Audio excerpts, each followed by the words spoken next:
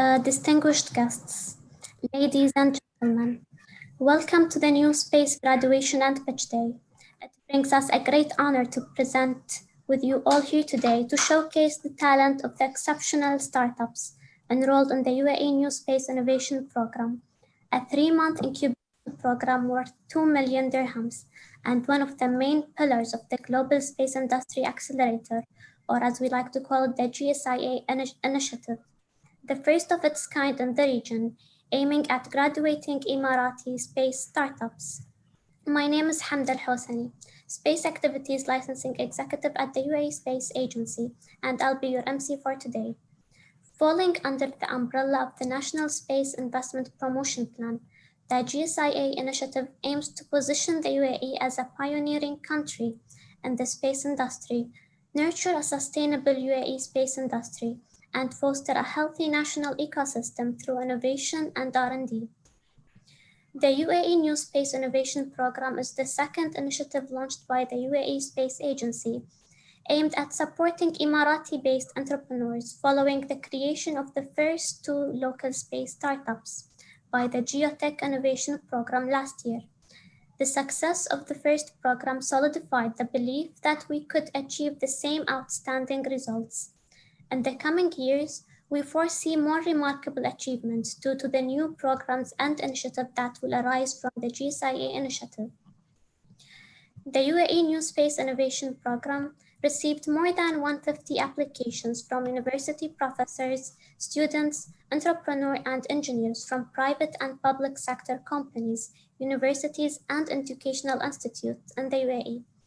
As part of the program, we conducted a nationwide space roadshow at 13 universities and hosted 4 space-focused live webinars with more than 1,000 attendees.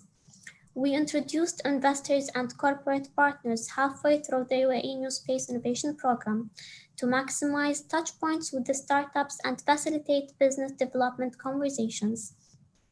Events like the NewSpace Angel Pitch Day held in September showcased the results of months of intense learning and training by the startup founders and presented a fantastic opportunity to embark on a successful fundraising round.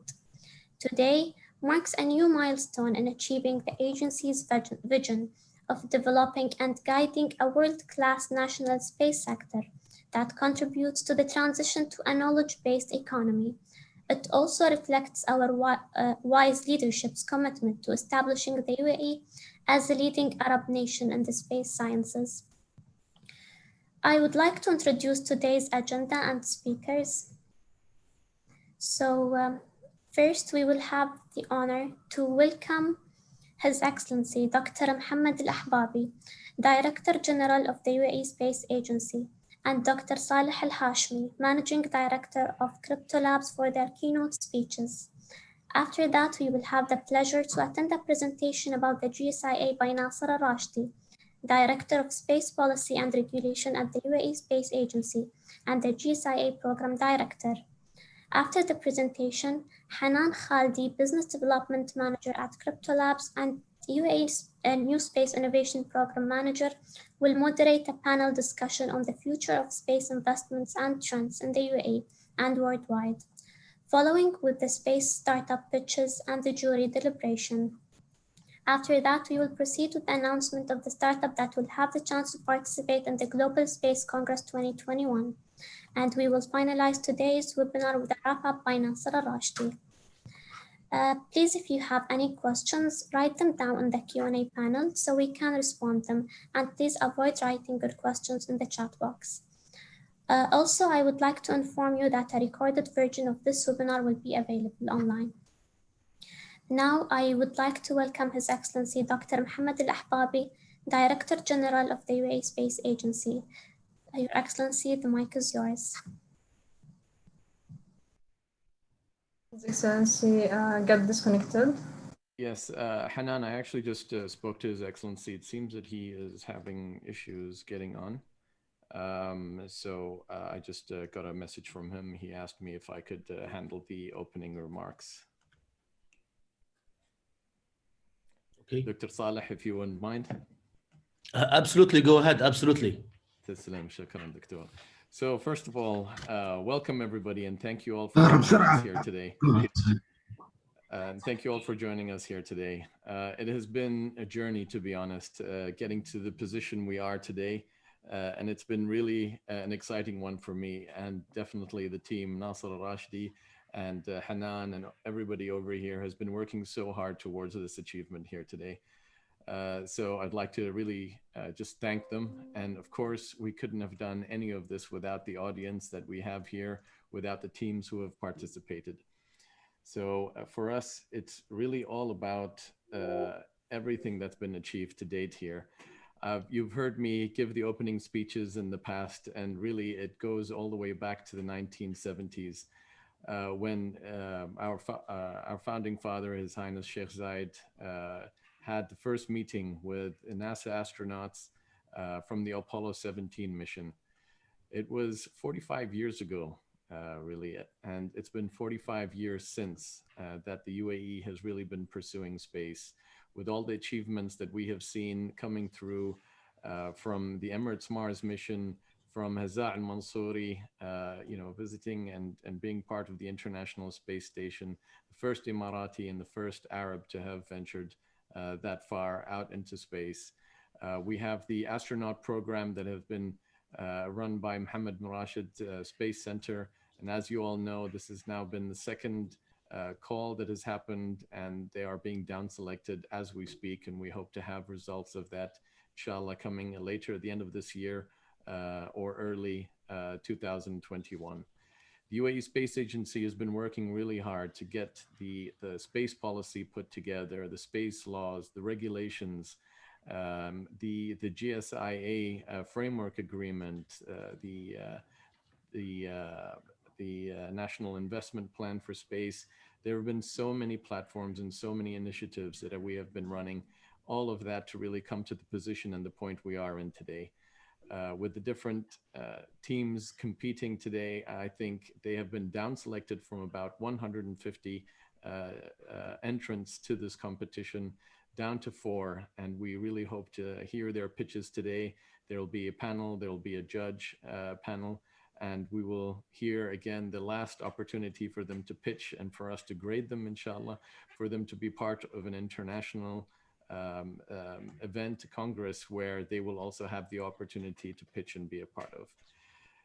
The direction that we're moving today is really more and more to support the private sector. And, through this GSIA event and through this framework, we really hope to accelerate the opportunity for the private sector and for the space industry to move forward. So I'm really looking forward to everything that we have on the agenda today. And again, thank the teams, and of course, thank Dr. As well for giving me the honors. Unfortunately, he's been unable to join us here today. And so with that, Dr. Saleh, thank you as well very much to you and the team for making all of this possible here today. Thank you. Thank you. Thank you, Mr. Fahad. I would like to welcome Dr. Saleh Al-Hashmi, Managing Director of Krypto Labs. Thank you. Thank you, Hamda. Thank you, Fahad, for the great introduction. And please send our regards to Mr. Muhammad, Dr. Muhammad, who we missed today. Your Excellencies, distinguished guests, ladies and gentlemen, it is a privilege and pleasure to welcome all of you today. I see quite an attendance, and this is a signal of the wish of the public to see things move in that space. And space has always intrigued the past, intrigued us now, and will intrigue generations to come. We're delighted to present the teams enrolled in the UAE NewSpace Innovation Program, which is a joint initiative by the UAE Space Agency and Krypto Labs. We firmly believe that these startups will bring into fruition a remarkable transformation and a positive disruption within the space industry, with the ability to nurture the local and international innovative ecosystems. As the UAE embarks on a countrywide transformation to a knowledge-based economy, these startups will act as accelerators in their own right towards enhancing the competitiveness of the space industry and contributing to the national growth. In alignment with the values and vision of the father of the nation, the late Sheikh Zayed bin Sultan Al Nahyan, may his soul rest in peace. The UAE aims to lead the scientific movement in the region and reignite the potential of Emiratis and Arabs. The UAE is proudly one of the world's leading countries in investments in space, science, and technology. Investing in our entrepreneurs is not only an investment in scientific achievement, but also an investment in our future, and it is a recognition of what Emiratis can offer humankind. Essentially, entrepreneurial minds are the backbones of innovation-based economies. The emergence of new ideas has paved the way for the fourth industrial revolution, and this is catalyzed by the efforts of pioneering individuals and teams who charge through challenges to create an impact on a local and a global scale, all starting from an idea to solve a certain problem. So today, we would like to celebrate the cooperation between public and private sectors in building knowledge-based societies. Our vision aligns with the UAE Space Agency's commitment to positioning the UAE as a global leader in the space sciences. The UAE NewSpace Innovation Program and many more of our collective initiatives reflect our efforts in contributing to the local space sector by fostering and supporting the projects of Emirati scientists and entrepreneurs whose innovations strengthen and accentuate the UAE's global standing as an international hub for scientific achievements and emerging startups. With the UAE Space Agency's continuous support, we endeavor to support scientific research and local talents whose space exploration innovations will pave the way for positioning the UAE as a leader in space sciences and an exporter of space solutions. The presence of the startups here today reflects the UAE's commitment to fostering innovation and establishing the UAE as the leading Arab nation in space sciences. And thank you. Thank you, Dr. Saleh, for your words. Now I would like to welcome Nasser Rashdi, Executive Director of Space Sector at the UAE Space Agency and the GSIA Program Director. Nasser, the mic is yours. Thank you, Hamda. And good morning, everyone. It's always difficult to speak after, His Excellency Dr. Saleh and Mr. Fahad Al-Mheri, who highlights really the big picture brightly and always bring the motivation, the excitement, which is all about this entrepreneurship program. So I would just quickly try to talk about where we came from. So back in 2016, the UAE Space Agency issued, of course, through a resolution by the Cabinet of Ministers, the UAE Space Policy. That was issued in September 2016, and the policy was very clear about the space, why the UAE is pursuing the space program, and the approach that the UAE intends to take to sustain that program and to sustain the development and growth of that program. And one of the main messages and clear objectives that were highlighted in the policy is that in order to achieve the best and maximize the benefit of space and sustain its growth, we need to look at it from three dimensions. Number one is increasing and maximizing the contribution of the space industry and the UAE space sector towards sustainability of Earth. All what we talk about sustainable development goals, the sustainable programs here in terms of environment, climate change, disaster management, gender balance, a number of, clear pillars that are highlighted and SDGs. And the second element is the sustainability on the space environment itself. Today, just like the environment in Earth, the space also has its environment with, challenges as well as opportunities. And we need, of course, to also sustain the stability and the sustainability in the space environment, giving, for example, the debris challenge, the cybersecurity challenge, the frequency management challenge, and the orbital slots challenge, and so on. And the third element of sustainability in there that was also highlighted is that we need to sustain the space program itself. So, historically, the government has been a big anchor and a big part of the space programs, and they continue to be. But of course, we've seen a shift over the last, I would say, decade, if not even more, maybe 2 decades at most. But the last 10 years were very obvious about the interest from the private sector into the space, and moving from the, let me say, the right side of the value chain, which is the added value, to the left side, to all the way to an R&D, as well as manufacturing and launch capabilities. So in here today, we are going to discuss an initiative which we call the Global Space Industry Accelerator, that stemmed from a vision that the UAE had based on the National Space Policy. Now, just a global picture quickly, we noticed in the reports, the international reports that are talking about the space economy, that today the space economy in a conservative numbers, it's about 366 billion. What's interesting is that 74% is coming from commercial, return. So that just a clear message about the commercialization in space. A matter of fact, on a previous year, it was also about 74 to 79%. So commercialization is a fact. It's definitely now the major player when it comes to space economy.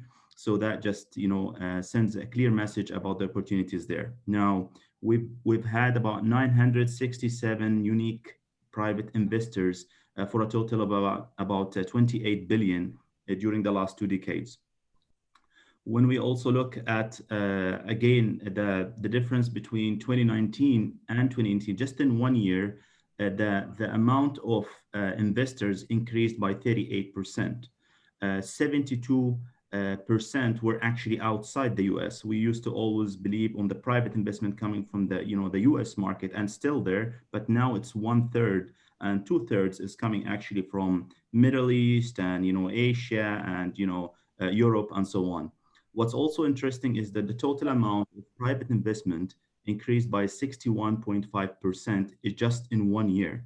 So I think there is a lot of opportunities here that and there is more interest by VCs into investing on space, including, of course, startups. So just a quick look about how the UAE space sector today looks like.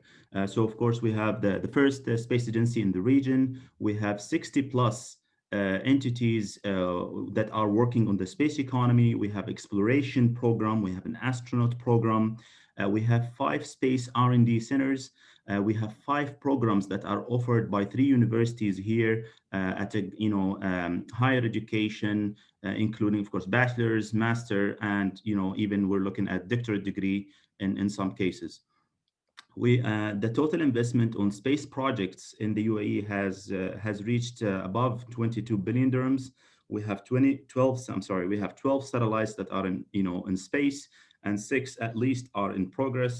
And total amount of people working in the space economy today is above 3,000, about 3,100 people working in the space economy today in the UAE.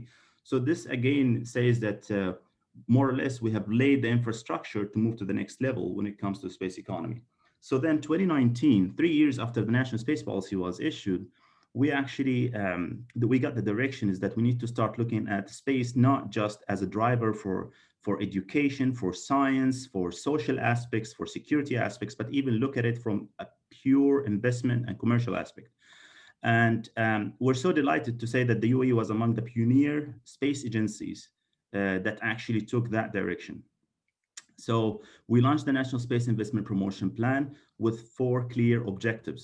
We need to sustain the growth of the space industry. We need to increase the contribution of the space industry towards the diversification of the UAE economy, in particular, the knowledge-based economy.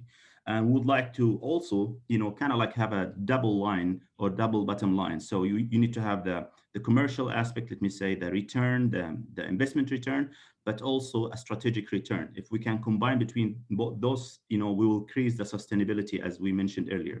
Last but not least, this can only happen by a true, tangible, practical, meaningful partnership, as highlighted clearly by Dr. Saleh and Fahad in their statement and speeches earlier is that can only happen through a true partnership between public, between private, as well as academic and research and entrepreneurs. This is a really how this could actually sustain and grow and bring fruitful innovation and sustainability to the program. So the second element about the Space Investment Promotion Plan is that it highlighted two main pillars that we need to work on. So we did a little bit of a survey what exists today in the UAE space economy and the UAE industry in general, and what are the gaps, what do we need to do, and things like that. So as a result, it was very clear for us, also taking into account benchmark, we need to do two things. We need to create an attractive environment for space industry and ecosystem to grow here in the UAE, to be established and grow and so on. And at the same time, we need to create what we call space investment vehicle. So on the first aspect is that we have realized that there is a lack of awareness. And then what we try to say in here, it's not awareness about, for example, space in general, saying that, you know, there is a moon, there is a planets and things like that. But actually here we're talking about space investment awareness. So investors in general and VCs, they suffer a lack of knowledge about space and the opportunities in there. And as always mentioned by Mr. Fahad Al-Mihari, my manager, is that you know, when we talk to the investors in a number of occasions, they start saying, you know, like, okay, you know, I'm not going to go to the moon, you know, I'm not going to send an astronaut, you know, what's the point? And then what Fahad does later on is actually starts to say, okay, there is much more than that, you know. So there is technologies that you can use for various purposes: solar panels, purifications, sensors, antennas, cameras. It's just, you know, limitless. You know, there is no end to it. And then we also explain about the applications, the data, and the different things that you can do with that, which is, you know, in this market, and, you know, you can do a lot of things. And with digitizations, then you have a lot of opportunities between spin in to space, but also spin off from space to other sectors. So that was a clear that we need to do that, but also we need to educate the space entrepreneurs and the space industries about opportunities in other sectors. So there's an lack of awareness to this. Space people to what is the opportunities in other sectors. Second element was we need to have a proper and attractive regulatory framework that is forward looking, because there's always innovation, and those startups and entrepreneurs, they're looking for new things. And if our regulations and laws are restricting these innovation, then we'll have a problem with that. So we need to have a very open-minded law, which we're going to probably highlight quickly. Then we need to have a one-stop shop when it comes to licensing. You know, we don't want to, you know, make the operators as much as possible keep, you know, moving towards many people. So we make the space agency as a center, and we coordinate as much as possible and support talking to other licensing entities, depends on what is the, you know, the activity. We work with economic zones. We understand a number of these people would like to work in economic zones. So why don't we create some sort of a hub? So that was a successful story there with, you know, Adjm, you know, MBR, aerospace hub, and, you know, also talking to other economic zones here in the UAE. About creating the investment vehicles, that it was clear that we don't have a dedicated space fund, while we have other type of funds that are focusing in a number of things, including technologies, but we need to work towards having a specific fund for space, and at the same time educate the current funds so they, you know, the portfolio of space is included within. The second element is that we have realized that there is a big gap today when it comes to angels in space, and, you know, basically seeds and pre-seeds funds. And this is when we need an incubation and acceleration program, which brought the GSIA into reality. And very, very short, because just due to the lack of time, but I don't know if you can see my mouse. Can you see my mouse? Yes, excellent. So that this has been the previous situation. I'm sorry, the previous situation before the space agency start, you know, taking a role and start applying the space investment promotion plan. The deals used to come from the deals owners, and then they just go and try to find an investor. And honestly, good luck. A number of times this didn't work because mainly because, as I mentioned earlier, the investor didn't have a clue about what is exactly this technology, you know. So, and of course, in general, investors try to mitigate a little bit of risk. So space comes with risk, especially if you don't know what it is, then it becomes a very hard thing. At some time also, this may be a good deal, but it's not going to the right investor, or it's not even coming on the right form that is expected from there. So what we're trying to play in here is like, okay, well, that deal flow can come here to the space agency. We can, help analyzing and understand what status and what level this, deal is. And if it's, very mature, we can provide an advice and we can provide what we call space agency opinion, saying that, what, we think that this makes sense. We don't really give a view about the financial aspects, which means we don't say this is going to make money or not, but we can say that this is valid. There's definitely a market for that and things like that. And then we can then help matching between that deal and a potential investor, or even a client that maybe, potential becomes later on an investor, or, even help with a pilot whatsoever. On the other side, you could have a very early stage. And then here we need to engage more space angels and probably create what we call today a space acceleration and incubation program that takes them to the next level, so they can go to the later on to the investors who are interested in a particular stage. As you could see, a number of the VCs, especially here in the UAE, they are interested in higher stages rather than pre-seed and seed. So again, there could be a very innovative idea. It needs a little bit of incubation acceleration, and then that investor becomes interested in it. So this is what the Space Investment Promotion Plan identified as actions required. So as a result of that, we started, for example, with the regulatory aspect. We start putting what we call the UAE NewSpace Law. It's actually the UAE Space Law for regulating the space activities or the space sector, but we call it the UAE NewSpace Law because it is really forward-looking. It is really pro-commercialization and investment in space, and privatization even in some aspects. So I can't talk a lot about this because this by itself could be a workshop, but the idea is that number of the applications, space applications, that of course the classic ones are already covered, but also new ones like, for example, launching from space, utilization of space resources, suborbital flights, even high altitude aspects, space support flights, number of activities that are new are already included here. And it's very open-minded in terms of accepting that and having a private organization operating such activities. So now we go to the next aspect, which is, creating the space investment vehicle that we talked about. So this is the GSIA, which is, the Global Space Industry Accelerator try to come play. And we divided it to 4 main components. Number one, we need to create a framework that just highlights clearly, transparently, what is the process from receiving an application all the way to probably getting a support from an investor or even graduate as a startup and so on.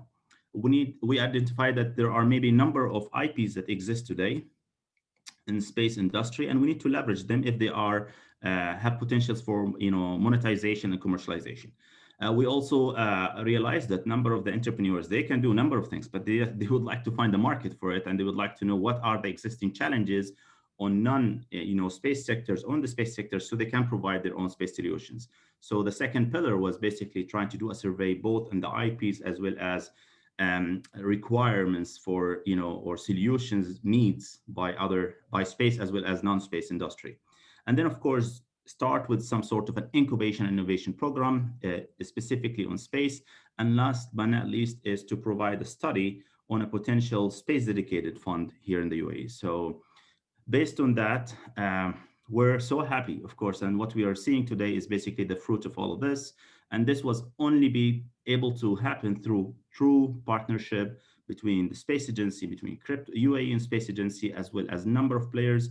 I'm very hesitant to name because once you name, you may miss other people that participated. But I think they know themselves, and there are people who attended with us a number of webinars, as well as when we're going to say today and during the panels, as well as the juries, you'll see a number of stakeholders wouldn't be able to make it to this level without their things. Now, so what is the model based on the GSIA? Here, you get the different type of, a proposal, whether you have a challenge that has been identified through the survey that we've done, or an IP that has a big potential to be monetized for space use, or even spin-off to be used in another. Or maybe there's a particular need where we need to identify some requirements. This goes through a pipeline and assessment, and then we see which level it is. Is it more of the acceleration program, or is it actually in a very early stage and requires some sort of incubation? And from there, it grows up to become a startup, or maybe move to the next stage and maybe be acquired by someone, or grow and become basically a bigger company, and so on, or maybe become a spin-off for something else, and so on. And all of this for us is definitely a target, and we're happy to see a combination of this happening through our programs. You can see in here clear example of partnership where space agency can provide simple different things that we can facilitate a fund. We can work in terms of the policies, the space regulations, the space licensing things. So we can help with that. We can help with supporting to reach out to a potential client, conducting a pilot, or even a potential investor. But at the same time, you can see number of external supporters in here that we can't really move farther without their actual support, and this is including but not limited to.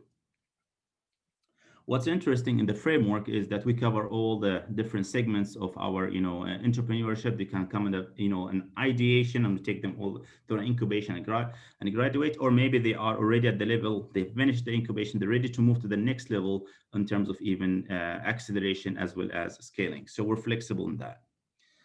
You can see here the different, the importance of understanding and recognizing and leveraging the ecosystem around us.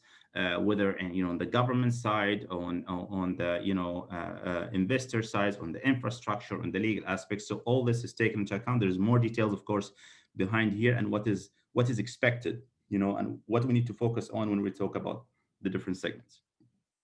Okay, so now we talk about the NewSpace, which is the NewSpace Innovation Program, which is the incubation program that we've done with Krypto Labs and graduating today for startups. So back in 2018, we have launched our STI roadmap, space, science, and technology and innovation roadmap, which highlights the most important technologies and applications that the UAE is interested in when it comes to space. This has been done by the Space Agency in coordination with a number of the stakeholders here in the UAE, whether in the academy, on the research, or space operation, as well as others. And based on that, we have identified 3 categories. And when we run the program this year, we launched it actually on November, but we start receiving the application in February 2020. We have highlighted that we are interested to see innovative proposals related to any of these STI technologies, and we put a clear criteria in here, saying that of course it has to be a novel, it has to be innovative, it has to include an Emirati. Now the Emirati aspect could come later down the project, but that intention should be highlighted and clarified. It should have an impact. We put also the idea of having a good team, and this should be as scalable. And today again on the pitch you'll see similar criteria being used by the juries. The steps, however, so once you are part of this program, you will go through 5 steps as we look at it. So from an application to the 2-day competition, you go through a space boot camp, and then we go through the incubation program for 3+ months, and finally the demo day as we are having today. We're so proud of the 4 startups. Today, alhamdulillah, we have Star Scene, which is focusing more of a technology related to sensors. We have InSky Green Tech, which is basically more about the connection architecture and self-adaptive against any external and internal impacts. So it's really an innovative cell for energy storage as well as production. We have SARSat Arabia. Basically, from the name, you understand this is really about SAR satellites, and at the same time, giving the value add that you have from the data from there. And then we have a platform, which is Eagle Eye 71, that actually provides, edge and high-end,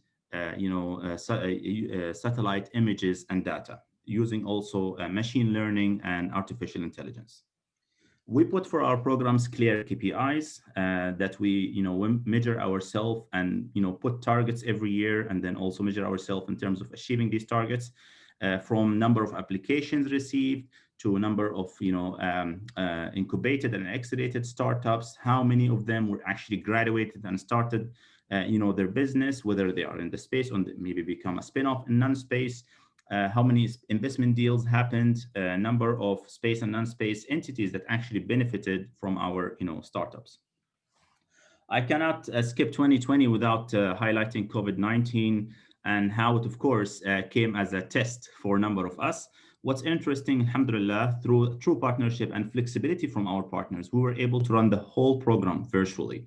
So just on the first month or so, we were doing things in physical, but then once the COVID-19 happened, we shifted, really to digital transformation, all the way from the boot camp, from the selection, to the boot camp, to the incubation program, and today in the demo day. So we're so proud of, number one, the big support that we had from Krypto Lab in realizing this.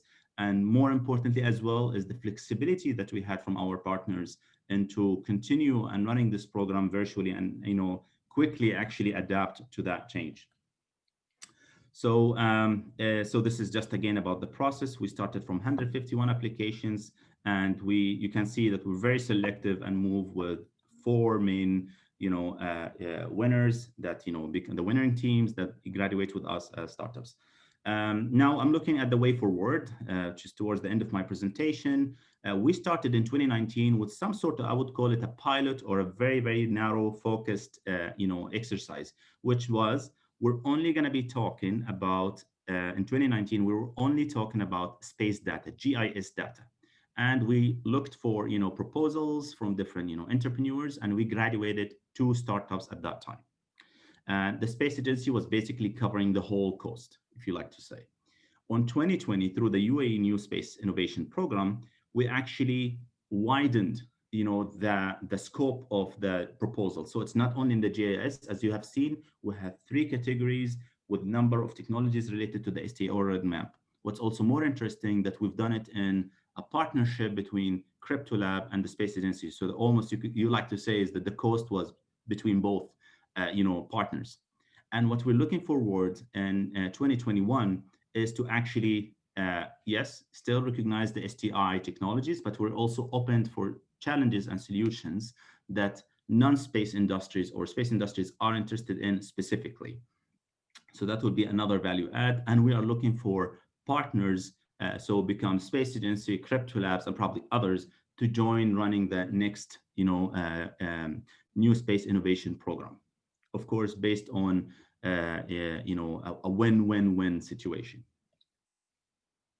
So Mr. Fahd Al-Meheri, he's also chairing the ESIG, which is the Emirati Space Innovation Group. This is, if you like to say, it's the R&D and innovation group here in the UAE. It includes all people who are involved in the R&D and the innovation when it comes to the space sector, from operators to academies to government. And they discuss always how are we reaching, for example, to the key technologies that we are after in space, mainly from the R&D perspective. And what has been done since Mr. Fahad, joined the space agency earlier this year is to try to bridge between the two. And we see there is a lot of sustainabilities and opportunities in here. So now, whatever outcomes that comes from the R&D program under ESIG should also try to feed into the GSIA in terms of potential commercialization and entrepreneurship. And then vice versa, this, entrepreneurs, they also need to talk to the R&D community and the scientific community to help them with their innovation in their product as well as the enhancement. So that integration is very important. Another type of integration or partnership we would like to say is that we are taking now this partnership with entrepreneurs to open new markets. So of course in the region, but also internationally. So we're working closely with European Space Agency, Luxembourg Space Agency, and we're still discussing with them, of course, to widen that and, kind of like a win-win as well. They can promote their industries here in the UAE, and we'll be more than happy also to promote ours in there and, widen this. So what is the next? What is the next step? Of course, the way we see it now, it's more about working towards identifying further the challenges from the industries, and then start working with our partners in space as well as in non-space, towards scoping these challenges and finding opportunities for entrepreneurs to submit proposals, innovative proposals, efficient proposals, effective proposals towards them. And at the same time, work about leveraging the existing funds today in the UAE to support, space startups here in the UAE, as well as, incubation programs. And of course, further leverage the partnerships that we have locally, regionally, and internationally. Sorry to take long, but this is really the journey, and we're happy today to celebrate the achievement by all of us. Thanks. Thank you so much, Nasser, for such an insightful presentation. Now I would like to welcome Hanan Khaldi, Business Development Manager at Krypto Labs and the UAE NewSpace Innovation Program Manager, to moderate the panel discussion on future of space investments and trends in the UAE and worldwide. Hanan, the mic is yours. Thank you very much, Hamda. I would like to introduce our panelist, Mr. Fahad Lemheri, Executive Director of the Space Sector at the UAE Space Agency. Mr. Fahad, could you please introduce yourself? Hello, everybody again. My name is Fahad Lemheri. It's a pleasure being here. I'm the Acting Executive Director of the Space Sector at the UAE Space Agency.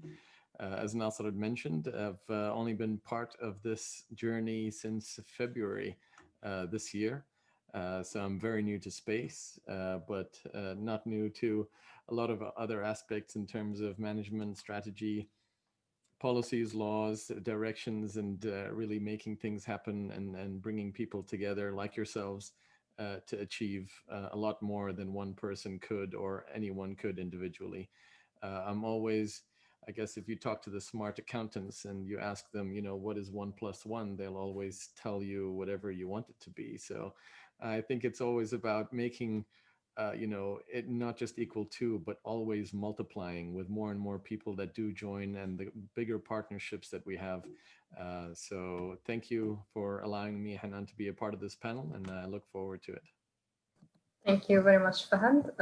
I want to welcome our next panelist, Mr. Luca Del Monte, the Head of Industrial Policy and SME Division at the European Space Agency. Luca, could you please introduce yourself? Sure. Thank you very much. Good morning, everybody, His Excellencies and ladies and gentlemen. Indeed, I'm not too new to this space environment. Unfortunately, I've been here already for quite a long time. And let's say in my capacity and along my career, I have accompanied, let's say, the transition of the European space industry from, let's say, a more institutional strategic business now to more commercial enterprises, a more commercial approach. So this means that through our European space industrial policy. So thanks a lot. Thank you very much, Luca. Please, Anas Zainuddin, our Executive Director at Krypto Labs, could you please introduce yourself? Thank you, Hanan. Good morning, everyone. Anas Zainuddin, Executive Director at Krypto Labs. It's a pleasure to be working with the UAE Space Agency on this unique partnership, and pleased with the overall results of this second major project and partnership that we have with them. And really looking forward to the continuation of a lot of these innovation enablement initiatives in Abu Dhabi and in the UAE, and to continuously support these particularly space tech sector growth startups and have them develop into a fully integrated space tech ecosystem in the UAE. So, thank you. Thank you very much, Anas. Martin Titustrom, the Business Development Director at the Adjm, could you please introduce yourself? Thank you, Hanan, and everyone. Great to be here. Really, really exciting context, and I look forward to hearing more during the day here. My name is Martin Titustrom. I work with Abu Dhabi Global Market, the international financial center here in Abu Dhabi. Our high-level role is to help the growth and diversification agenda of Abu Dhabi by bringing in and helping financial services and investments. My role here is very much about looking at the industries, the sectors, the activities we support, help improve the conditions for them, help attract international talent, business capital, and helping local companies get better structure to fund and to grow. I'm personally very, very interested in entrepreneurship. A lot of what I work here with focus on that sector, and I've been close to innovation and VC activities for my entire career since I started as a lawyer working in VC. Really excited about today. Thank you very much. Thank you, Martin. We're excited too. My first question is going to Fahad. So, Fahad, you have been closely monitoring the potential of the GSIA framework, particularly observing the potential of the entrepreneurs in the region. How do you see the growth of the UAE as the leading provider of space services and products in the MENA region? Okay, that's a good question. I think, Hanan, really, it's the journey that we have taken, the things that have been started. I think Nasser did a fantastic job going through that. It has been a long journey, and I think space is so new still to a lot of people. When we talk about space, or let's say when anybody thinks about space, they think it's all about the stars and the moon, the planets, galaxies, and then the mysteries of black holes and dark matter, right? But for us, it's also really, that's the whole science aspect of it, but then you have the whole technological aspect of it. And I think that is where we are really looking to drive aspects forward as well here, and get people to understand that it is that technology that is going to be pushing everybody in the UAE, maybe not for space, but for spillovers in the future. And that's what space has really done, since the first years of the space race, right? It wasn't just about getting there, but it was about the capabilities to get there, the minds that need to be grown to get there, the materials that need to be developed, the technologies, all of that. That is really where the journey comes in. And I think it is so vast, and there are so many different opportunities out there. It is not for the government maybe to drive, entirely, but look at what the new space aspect is doing today on the commercial world. It's really opening up opportunities, putting the problems out there, and bringing in the private sector to understand this. There is so much cross work that can be done between different industries that exist today. And that's really where the excitement comes in under the GSIA framework. And I think the UAE, being the first country, I would say, in the region to set up a space agency, has been the first to step into that, the understanding of the requirement of a space policy, the understanding of the space law, the National Space Strategy 2030, and the other programs that have been put in place. It's necessary to put a goal, put a target, put something out there, and set a date. And try to achieve it. We never know the answers up front. We set plans for the National Space Strategy 2030.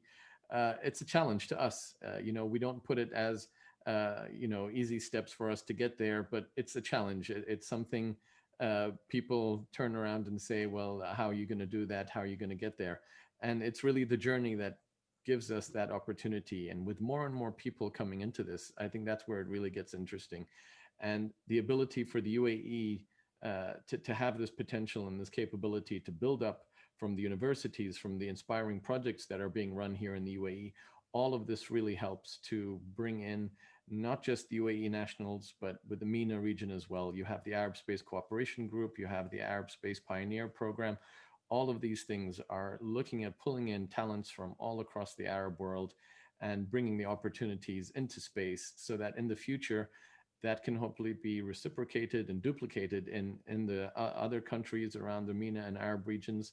For us, again, going back to that 1+1 aspect, we cannot do it alone. And if we have other countries supporting and driving forward, then there's a lot more we can accomplish. Thank you. Couldn't agree more. Thank you very much, Fahad. Luca, the European Space Agency has been instrumental in catalyzing investment and deal flow of startups to maturity. How do you see the potential of the UAE as a young space-faring nation to stand shoulder to shoulder with older nations?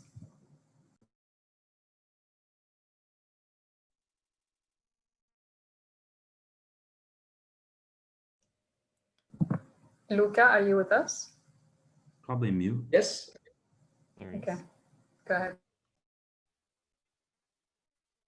Can you hear me? Can you hear me? Yes, There go seems ahead. to be Can some you hear me lag. now? There seems to be some lag, Luca. So go ahead. Should come through. Okay, maybe now it's a little bit better. Yeah, now it's better. Please go ahead. It's better, okay.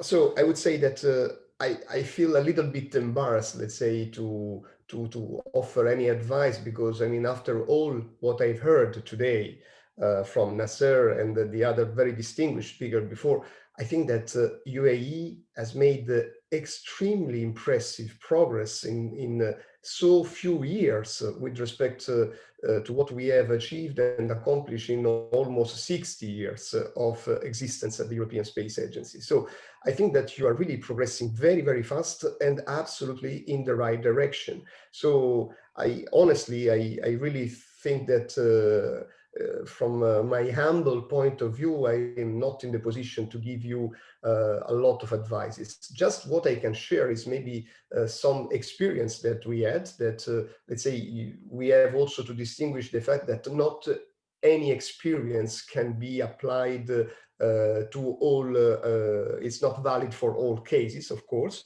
But what I can see is, first of all, is that, as Nazer was mentioning before, the number and the size of the private investment in the recent years is indeed increasingly more and more, and this is a fact, this is well known. But I would like to attract your attention, to draw your attention to the fact that these investments increased even more this year. So a year that was considered to be a year of crisis, a year where everything should have been put on a hold, that maybe investors were afraid and would have run away from space business. It is just the contrary. We have seen a tremendous increase this year, in the first 6 months of this year, so during the COVID crisis. And this means something very important for us. This means that the maturity of the investors is there. Now, I've been talking with the investors in space, the very few investors, a very small community, so it's very easy to talk to them worldwide since many years. And I must say, I was almost scared at the beginning that they consider space as a bubble, exactly as the IT bubble at the beginning of the year 2000. And their maturity, on the contrary, is there, and this has been demonstrated by this increase during time of crisis. So they do believe in space activities. Now, what I think it's the next step. I mean, you're doing everything perfect, absolutely perfect, and by the book, according to what our experience, our humble experience. So in terms of starting up, acceleration, even the technical advisory is something that we are very keen on. The space agency is a technical body, so we are very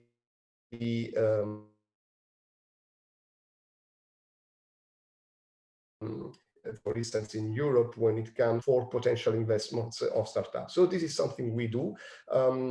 What the problem that we have witnessed with our startup, with our incubation, is that we have a huge, I mean, amazing survival rate of our startup when they come out of our incubation centers. We are running more than 20 incubation centers all over Europe. So I think that the current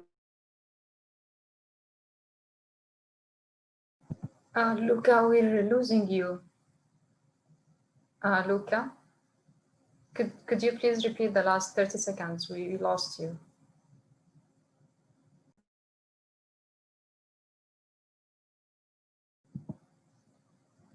And to Luca, we're losing you. Okay, I will move forward until Luca could get his. Maybe it's best to Luca, to close your video feed. It helps with the bandwidth. Okay, we will circle back to you. Very interesting points that you are talking about, and we would like to learn more definitely about how you managed to have all of this survival race for startups. This is something, of course, of an interest for us. I'll come back to you again, Luca. As coming to you, as a believer, I know this firsthand in tech revolution in the UAE. What are some key challenges which need to be addressed in the UAE, particularly with the ease of startups addressing the market gaps existing locally? The mic is yours. Thank you, Hanan. I believe what is most essential and necessary is having a fully sustainable startup ecosystem. There's a lot of startups that operate in a particular geography, whether it's the UAE or elsewhere. And a lot of times the way that the startups are formed and created and supported sometimes is very fragmented because there is no holistic supporting framework or infrastructure or ecosystem. And there are things that are very fundamental that need to be integrated into that framework, such as the whole concept of licensing, regulations, seeking funding, attracting talent, and also the sustainability of these startups in that particular geography. The other challenge is the integration between startups and industry. So a lot of large industries and various sectors will still tend to rely on large companies or large SMEs for certain challenges, whereas they're not embracing startups as much. So this is an opportunity that startups can certainly provide a lot of very creative and innovative solutions to industry when there is a particular challenge. We've done through the industry challenges survey that we did as part of the GSIA project. Of course, we spoke to a lot of different industries and sectors, and we realized that there's a lot of challenges that are very sector specific, which startups can surely solve. And the advantage of having that is you have a very low cost solution, but in return, you're also receiving a very creative and innovative solution and approach. So it's a win-win situation for both the startups and industry, because the industry benefits from having a problem resolved, and the startup benefits from having like a pilot project, type of venture being done. So the third thing I would say is on the commercial side, is there needs to be also a mechanism in place where there are very specific commercial or procurement mechanisms in place that easily allow startups to seek, certain private sector or government sector based projects. This is also an issue that we see now with a lot of big entities, whether governmental or private. They're very hesitant to approach a startup for a particular solution, and that startup has the solution and it's very low cost, but there's that hesitation that the startup is not very well developed. So even if that startup is at the early stages, it may be able to provide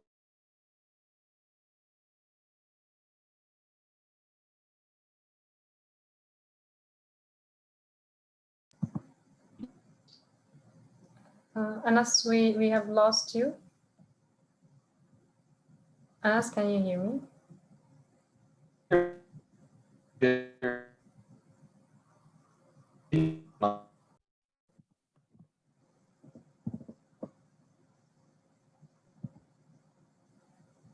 Okay, Anas, I'll move back to you.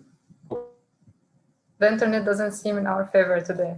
I'm really sorry about this. I will circle back to you, Anas, if you when you get your internet back. Okay, so Martin, for the space tech inherently is capital intensive. However, the rewards have been significantly higher.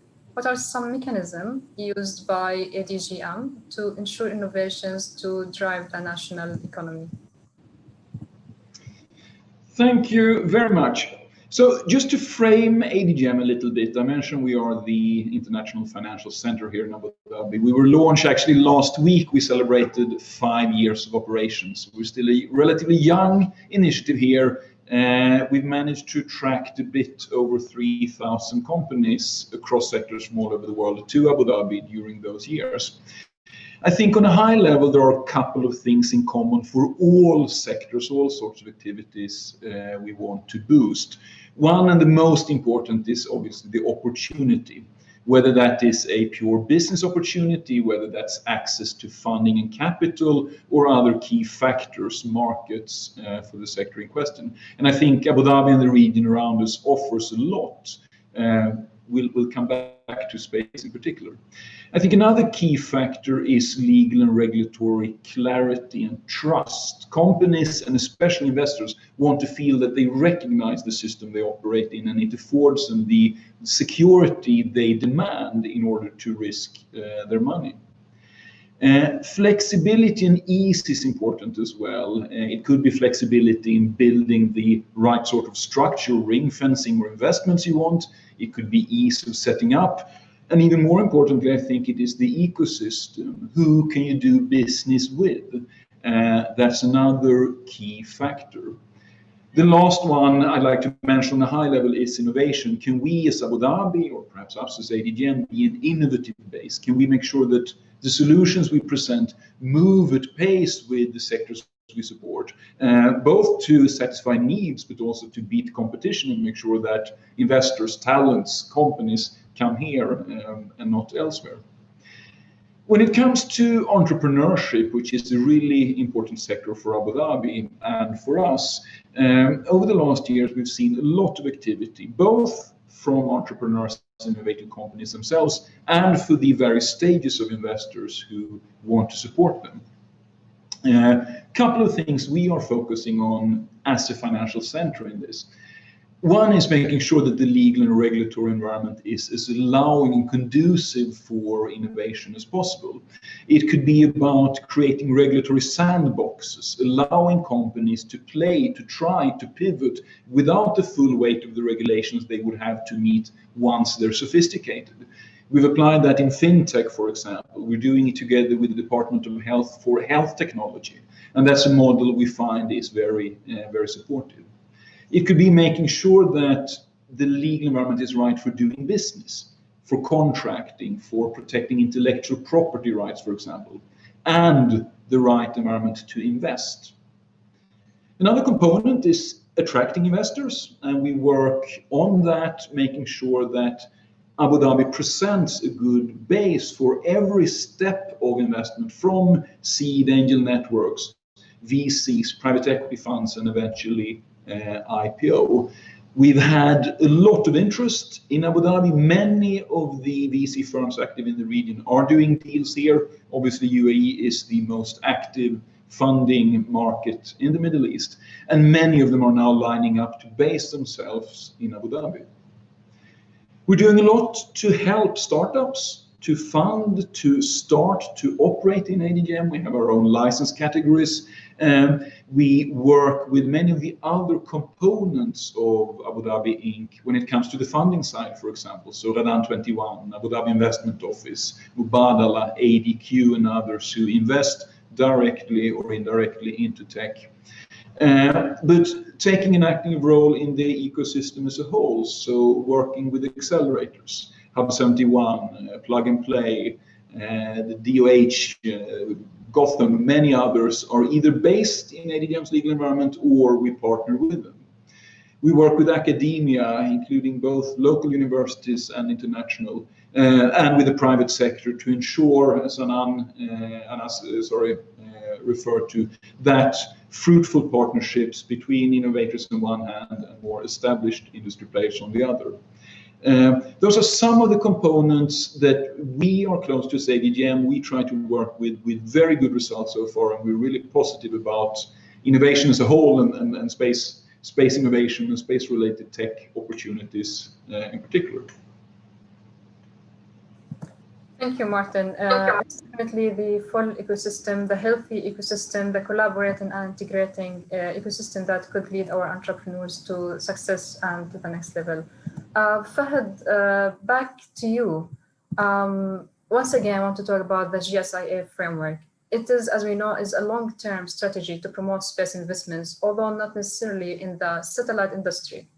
What are the key areas that you, from your point, we would like the UAE Space Agency to be polarizing in space investment?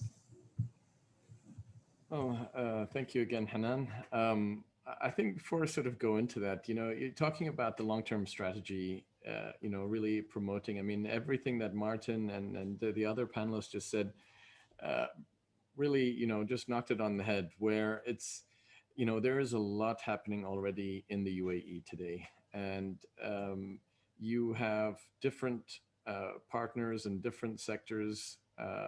When let's just talk about the hubs, and the industry, and everybody has an opportunity when it comes to entrepreneurship. Now, whether they go into agriculture, whether they go into software development, whether they go into industry, certain services, or even making cupcakes, or opening, a nail salon. At the end of the day, the opportunities are out there for people to go present their case, present their ideas, and get the funding. Now, for us, it is our responsibility, I would say, as the UAE Space Agency and the UAE Space Sector to really try to support those hubs and those entities. There has been so much that has been done already. We have people for Gotham's, let's say, for instance, really bringing in international opportunities, international entrepreneurs who have done some amazing work and looking at setting up here in the UAE. We have so many different entities coming in, taking a look. And it's really, as Martin was saying, creating that journey for them, letting them know what already exists here in the UAE, who the players are in the UAE, who they should be going to, whether it's going to the banks or the hubs or the centers or incubators, whoever it is, and they always need a source of that information. And if it's not us as the UAE Space Agency pushing that agenda, who will? So I think for us, that is why, as you mentioned, it is a long-term strategy, and it is something that we're not going to be running alone. We have the national space strategy that's been put together, and it really goes to tie in all the existing support services, the fundamentals, the foundations that already exist here in the UAE, and for us just to educate everybody more and more about the aspect of space and trying to drive that, because it is really all about the private sector. If you don't have the private sector driving together with the government big picture and the big programs, you need the big anchor clients, you need the medium-sized businesses, and you need the small businesses. If you don't have those entrepreneurs and those small businesses, who is going to be the next medium business? Who's going to be that next anchor client? And if we're talking about being able to export anything, we need to start at those fundamental levels, right? We need to have the capability. We need the local entities that are existing and the government to actually buy from those local entities, to gain the support from those private sector companies that exist in the UAE today. Otherwise, where's the sustainability? And it will not happen, right? The government cannot just keep pumping the money into entice and encourage and excite people about space. Now it's really for us, the focus and the new direction of the space agency is how we can utilize the existing budgets to really accelerate the space industry. And that, to me, is what it's all about today. And again, we cannot do it alone. Everybody that we have here has knowledge about this, has experience on how important this is. And I think that's the fundamentals. We talked about the laws. Martin touched on that. The investors, they need to understand that their money is safe, right? It's not pumping money into something and then not sure where it's going to go. And if something goes wrong, who can I talk to? Who do I reach out to? Because the internet is open nowadays. They use so many things that are happening. People can invest in anything today, but it's all okay when everything is legit and everything's working well. But if something goes wrong, you have nobody to turn to. They can just stop replying to their emails and stop calling and stop. And it's a mess then. Who do you go to? And this is where they need to trust the UAE. They need to trust the UAE governance. They need to trust the regulatory framework.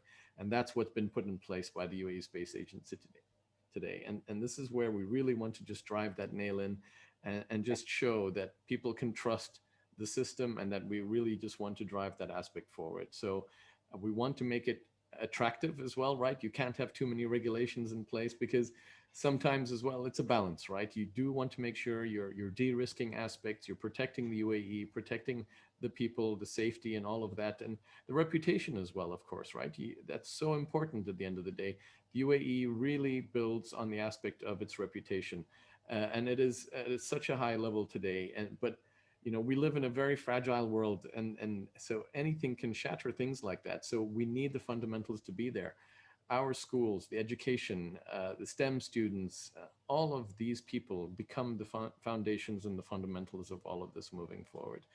And when it comes into where the investment should go in terms of the space agency, like I said, it's really for us to use that money, not just operations internally to feed projects that we know the government are looking for, but instead putting that money forward as possibly seed money, as investment money to invest in local entities and local companies today, give them our time, show them the networks, introduce them to people, and validate what they have to offer. And that is what's going to drive things forward. It's not just about the production of satellites. If you looked at the slide that Nasser had put forward, the actual manufacturing aspect is very small. The huge aspect is really the technology that can come out of it, the IP and the new aspects of things, but on the other end as well, the data and the services that come out of it. I mean, one of the entities, under Mustafa is pushing that, right? It's not about creating new information. It's about looking at the big data that exists and making the best use out of it. Because I've worked in an entity where, we collected this information, whether through our own aerial photography or whether through satellite data that we had to purchase to cover the UAE. And it's amazing what you can do with it if you just put your mind to it, and if the government entities realize how much that information can help, together with the introduction of AI, machine learning, and the software capability the UAE has.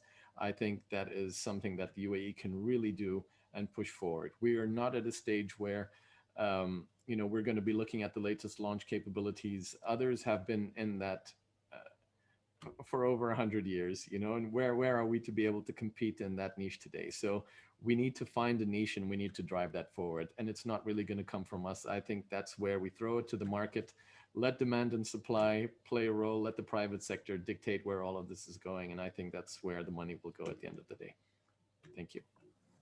Thank you, Fahad. And I think today we will see 4 examples of that from our 4 startups, presenting their success, their journeys, how they interacted with not only the public, but also the private sector, how they reached out, how they tried to find a solution for that. But that will be in the next session. Okay, thank you very much, Fahad. Luca, back to you. Sorry that we got you from the last point, if you would like to add anything else to it, but I would also add one more question. So about the lessons that you can share with us to smoothen collaboration and investment deals between European nations and the MENA region, of course, particularly the UAE. The market's yours. Okay. So apologize for the break. I mean, unfortunately, maybe it's better that I stop my video so we can ensure that we have a more fluid. So I just stopped the video. I would say that after what all Fahad and Nazer said, it's very difficult to add anything. I mean, you got it perfectly. I can subscribe 100% to what Fahad just said. Because indeed, it's not just about creating the right environment for startup. As I was trying to say before, let's say you are doing it very, very well. You're doing it perfectly. The point is the scaling up of this startup. And this startup all alone, they don't mean anything. I mean, they are just an element of a larger ecosystem. But where we see that the most energy and resources needs to be invested is actually in how to have this startup growing and become real part connected to the supply chain of mid-size, mid-caps, and larger companies.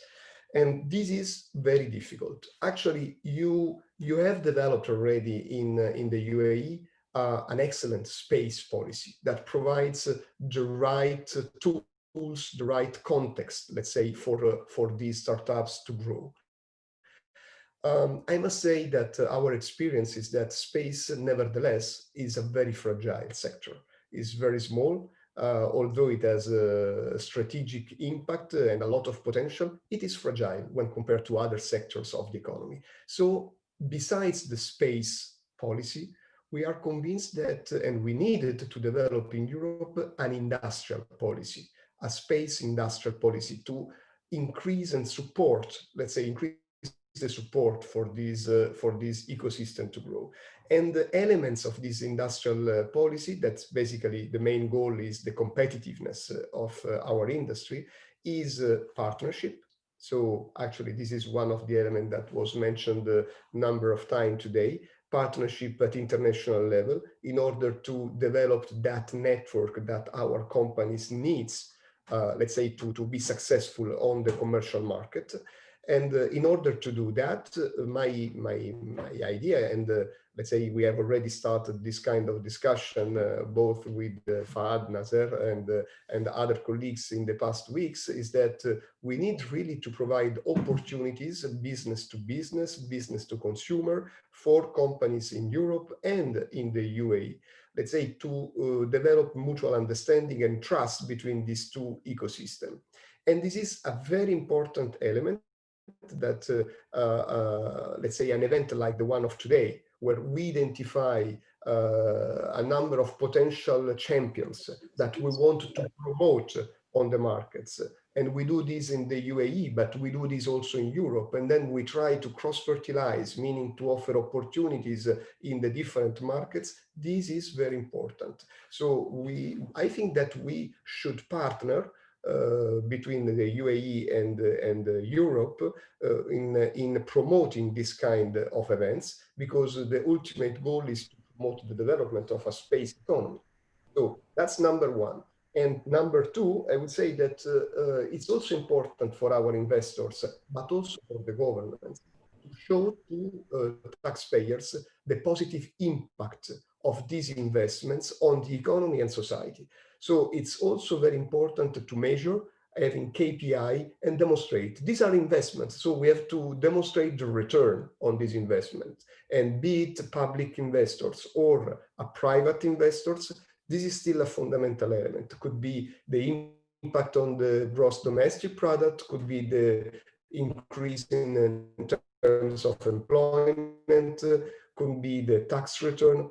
There are a number of elements, and I think that here also we made some progress, and we could see a lot of enthusiasm from our governments, our member states, in respect to this kind of communication. So I would say that my plea, my suggestion is that we develop in the next month to come, and possibly before the Congress next year, where we will present the startup, a partnership between ESA and or other European governments as well that wants to team up, and the UAE, in terms of fostering the development of a space economy, being these providing more opportunity B2B for our companies and startups, be it about measuring the impact of the space economy, but also to provide in-orbit demonstration, in-orbit validation opportunities. That is a fundamental element. It's the quality stamp that our companies need to have in order to penetrate markets. So these are things that are very important to keep in mind for us, and are elements and ingredients for the success. Thank you, Luca. So we're looking forward to an exchange of talent, knowledge, and innovation in the coming few years. This is exciting news. Thank you very much. Anas, back to you. And again, sorry that for the cutoff before, you're welcome to once again comment on the first question. Though I want to ask you another one. What do you advise private investors should do to allow deal flow from international entities to aid the growth of startups towards international markets? Mike is yours. Yeah, thank you, Hanan. Apologies about that previous cutoff. Not sure what had happened. In regards to your current question now about private investors, I believe there's a few things. Number one is the space tech industry in general is still not fully understood, in my opinion, by investors. So there's still, in some cases, a lack of understanding in terms of what exactly is space tech investment? What does it entail? What are the key applications? And yes, I mean, this is definitely growing over the last few years, as we've witnessed significantly.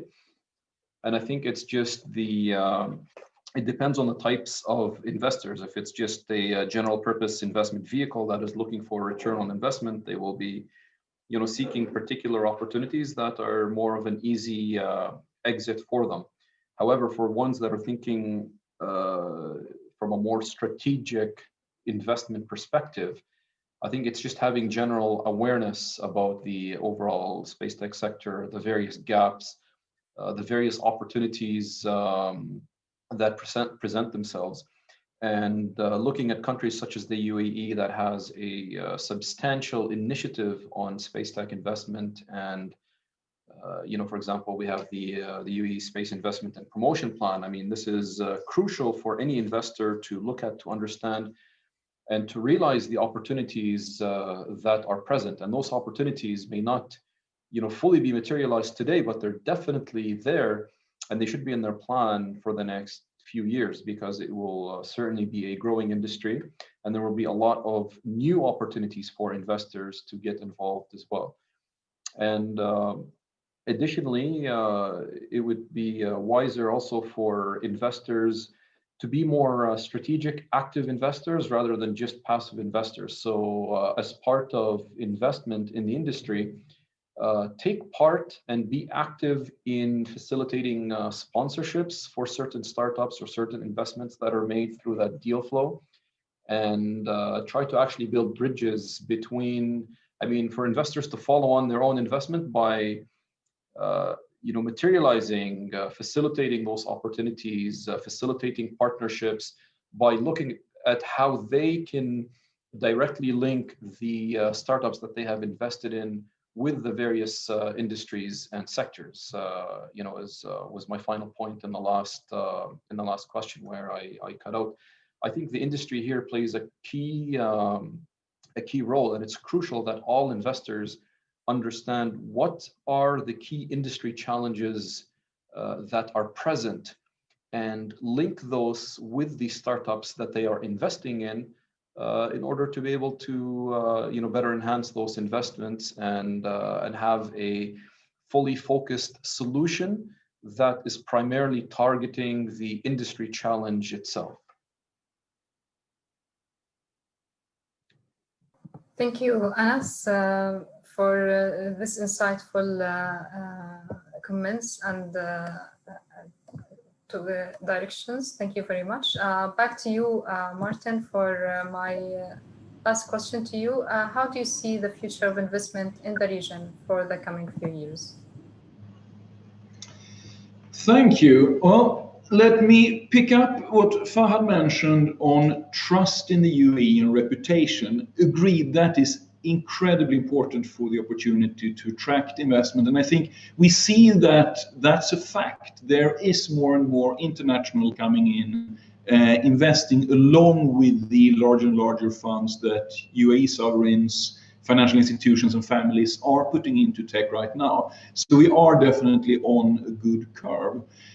I think hand in hand with that, we see more and more deal flow locally here by existing companies, young and growing and mature businesses, working in a virtuous circle to in turn then attract even more capital. I think they have the dual benefit of also existing as role models for young entrepreneurs. And I think across the various tech pillars that we work with, we see a really promising pipeline of young, bright minds from the UAE or from the region who choose this as their base to aim high and to start new business. Along with that, I think the ecosystem is really coming together. Just over the last couple of years, we've seen so much better coordination, whether it's about improving conditions, removing obstacles, or boosting growth. Again, across pillars, and I think it's really important that for any business destination, we don't focus too narrowly. Clearly, a lot of the technologies that are developed for space use may have big markets also in other industries, and vice versa. And obviously, talent can move. From what we see, the trend is positive, the foundation is becoming better and better, and I think based on a lot of what I've heard today, I'm really, really positive that space has great opportunity of capturing even more of this flow. Thank you. Perfect. Thank you very much. Thanks for our panelists, Fahad, Luca, Anas, and Martin. I think we learned a lot today about the space industry and the future of investment in UAE and worldwide. I think that two main words we were hearing today is sustainability and partnership, and we look forward to seeing these as actions, projects being implemented on Earth. Good luck to all. Thank you very much. Hamda, back to you. Thank you so much, Hanan, and all the panelists for such inspiring sessions. So before starting with the startup pitches, I would like to present our jury. We are honored today with the presence of Mr. Fahad Al-Meheri, Executive Director of the Space Sector at the Uae Space Agency, Nasser Al-Rashdi, Director of Space Policy and Regulations at the Uae Space Agency and the GSIA Program Director, Luca Del Monte, Head of Industrial Policy and SME Divisions at the European Space Agency, Mr. Omar Al-Mahmoud, CEO of ICT Fund, Qusay Abdul Wahab, Manager of Enterprise Development, Counseling and Monitoring at Khalifa Fund, Anas Zaiduddin, Executive Director at Krypto Labs, Elodie Robin Gullerim, Director at Aerospace and Defense Accelerator at Gotham's Hub 71, and Tariq Sayed, Fund Manager at Khalifa Innovation Center. Thank you all for accepting our invitations. Now we will proceed with the startup pitches. The first startup to pitch is StarSense by ARC Inventions, co-founded by Zaid Al-Rayes, Omar Al-Rayes, and Mahmoud Al-Rayes. Zaid, the floor is yours. Samhini Hamda, but just before we give the floor to Zaid, I just want to make sure that everyone from the juries is happy with the Excel sheet. Are all of you able to access the Excel sheet? Excellent. And another thing, just to be clear with Hanan, if you can help us in here, do you expect us to save the Excel sheet on SharePoint, or to actually download it and then send it by email? Just to be clear. No, just please use the online link so I have immediate access to it so we can do the deliberation quickly. Thank you, Nasser. Okay. Are you all happy with this? Excellent. Okay. Thank you. Sorry, Hamda, and please, Zaid, the floor is yours as mentioned by Hamda. Perfect. Thank you, Hamda. Thank you, Nasser. Good afternoon, everyone. I will share my screen now.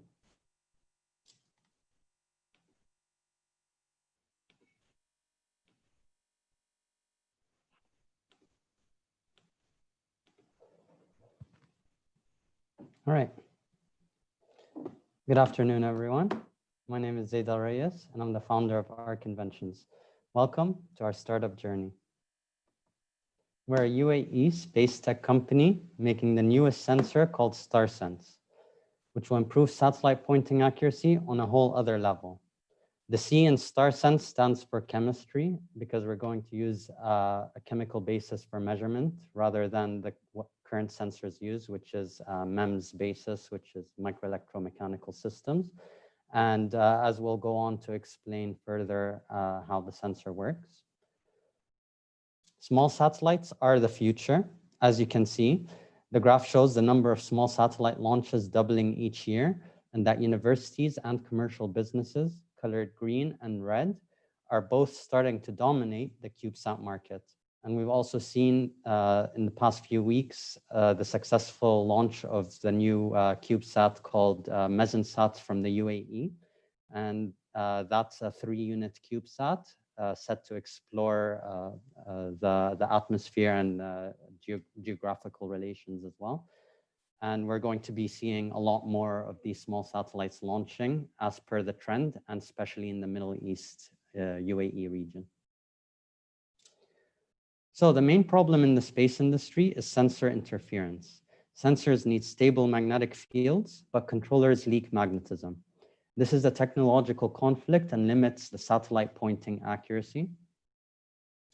Our new solution is to make a sensor from a tiny hollow sphere filled with 2 specific liquids, which will measure the satellite dynamics using chemistry. No external magnetism, no interference, just higher performance. Here's the design of our prototype sensor. The thick shell contains 2 liquids, one aqueous and one organic, so that we can get the interface we're looking for. And the golden ribs are electrodes that measure the electrical signals whenever the liquid mixture moves according to satellite motion. And the main challenge in this sensor design is the choice of materials, as we're trying to perfect at the moment as well.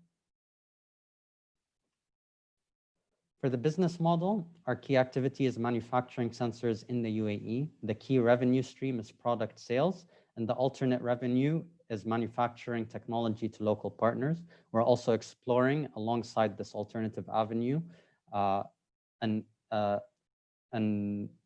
a way to offer patenting services to other space technology companies as well. Phase 1 of our market strategy is demonstrating our MVP to potential investors and clients. Phase 2 is seed funding. Phase 3 is commercial production, and phase 4 is breaking even before profit and expansion to North America. And as we've mentioned earlier in the presentation, I think it was Anas who mentioned the difficulty of being able to access the funds at the right time, especially with all the early stage startups like ourselves. And that's where sort of the challenge comes into the space industry, where you're trying to perfect and create a market-ready prototype while also trying to gain traction on the funding you need to develop the prototype, because it's usually expensive in terms of materials as well and R&D. And that's where we find ourselves in the current stage, along with many startups worldwide. And I just thought that was a very good point by Anas. Thank you. And so a bit more on what we've been up to the last few months. In June, we won the UAE NewSpace Incubator competition, and at the start of July, we were formally incubated in the program, and that's when we began developing our sensor. Next month, we'll be testing and validating our work before being ready to enter the market shortly thereafter. Further to our achievements,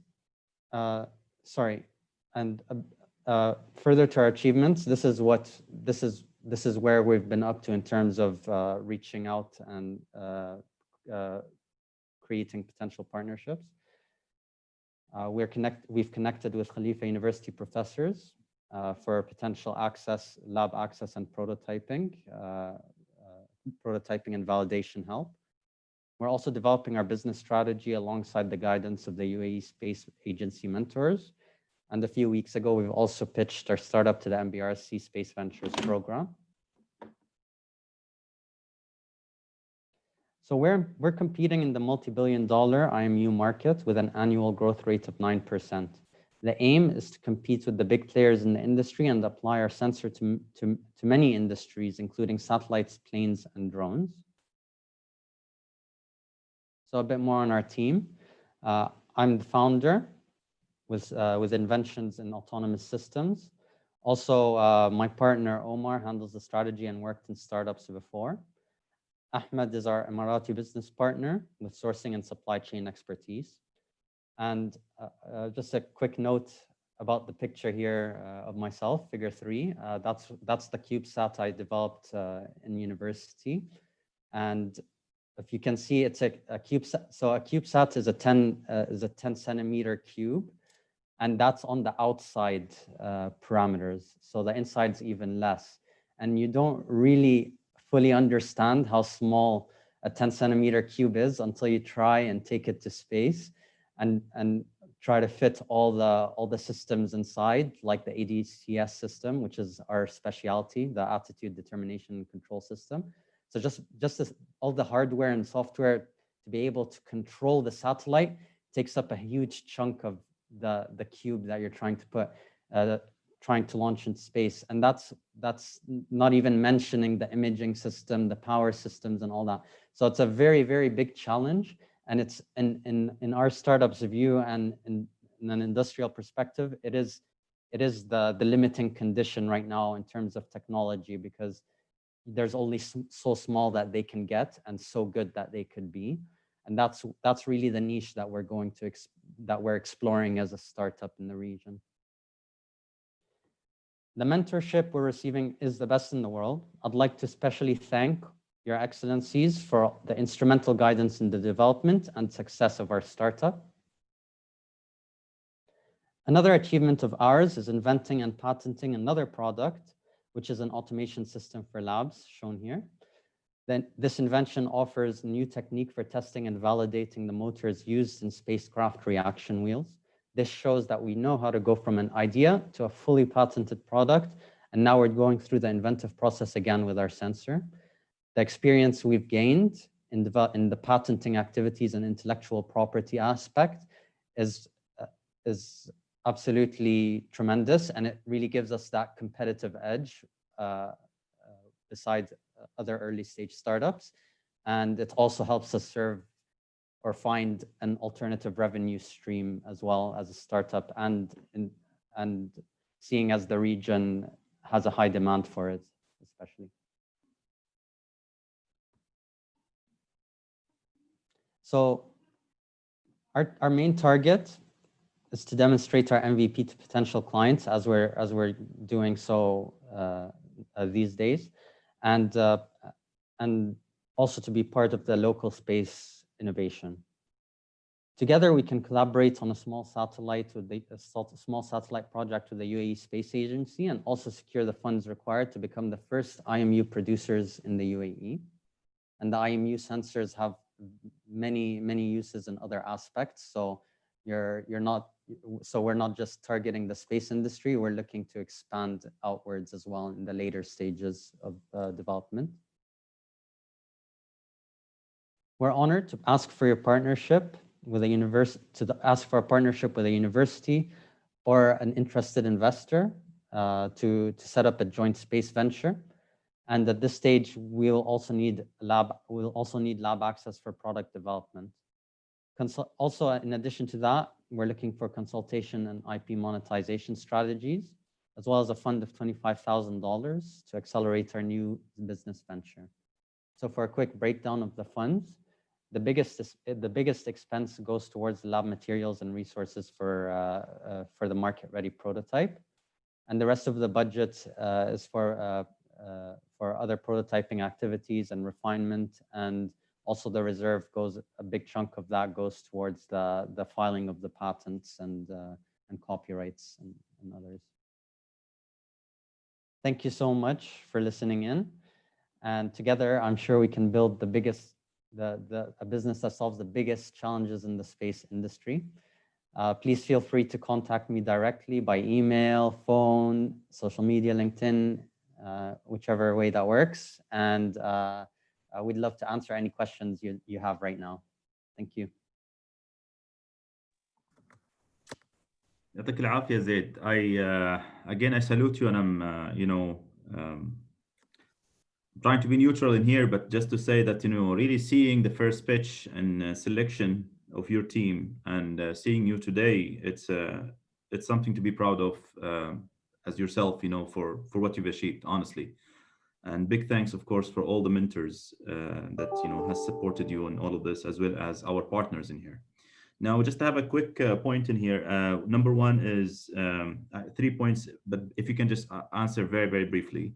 You talked about you need, of course, you would like to do manufacturing in the UAE, and maybe one of the things is that you need an access to a lab. Have you done a little bit of a survey of the existing labs here in the UAE, and which one probably is the one that provides you with the best needs? Second thing, have you registered your IP, or are you working towards that, the IP patents that you have or you're planning to have? And last but not least, who are the potentials of non-space? So yes, we understand the use of space, of that technology. What you have in mind when you say non-space use of that technology? These are the 3 questions.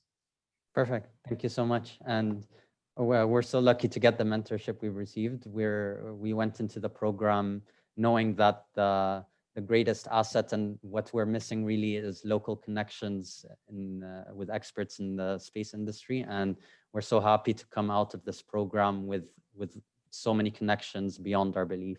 So to quickly respond, firstly about the lab access.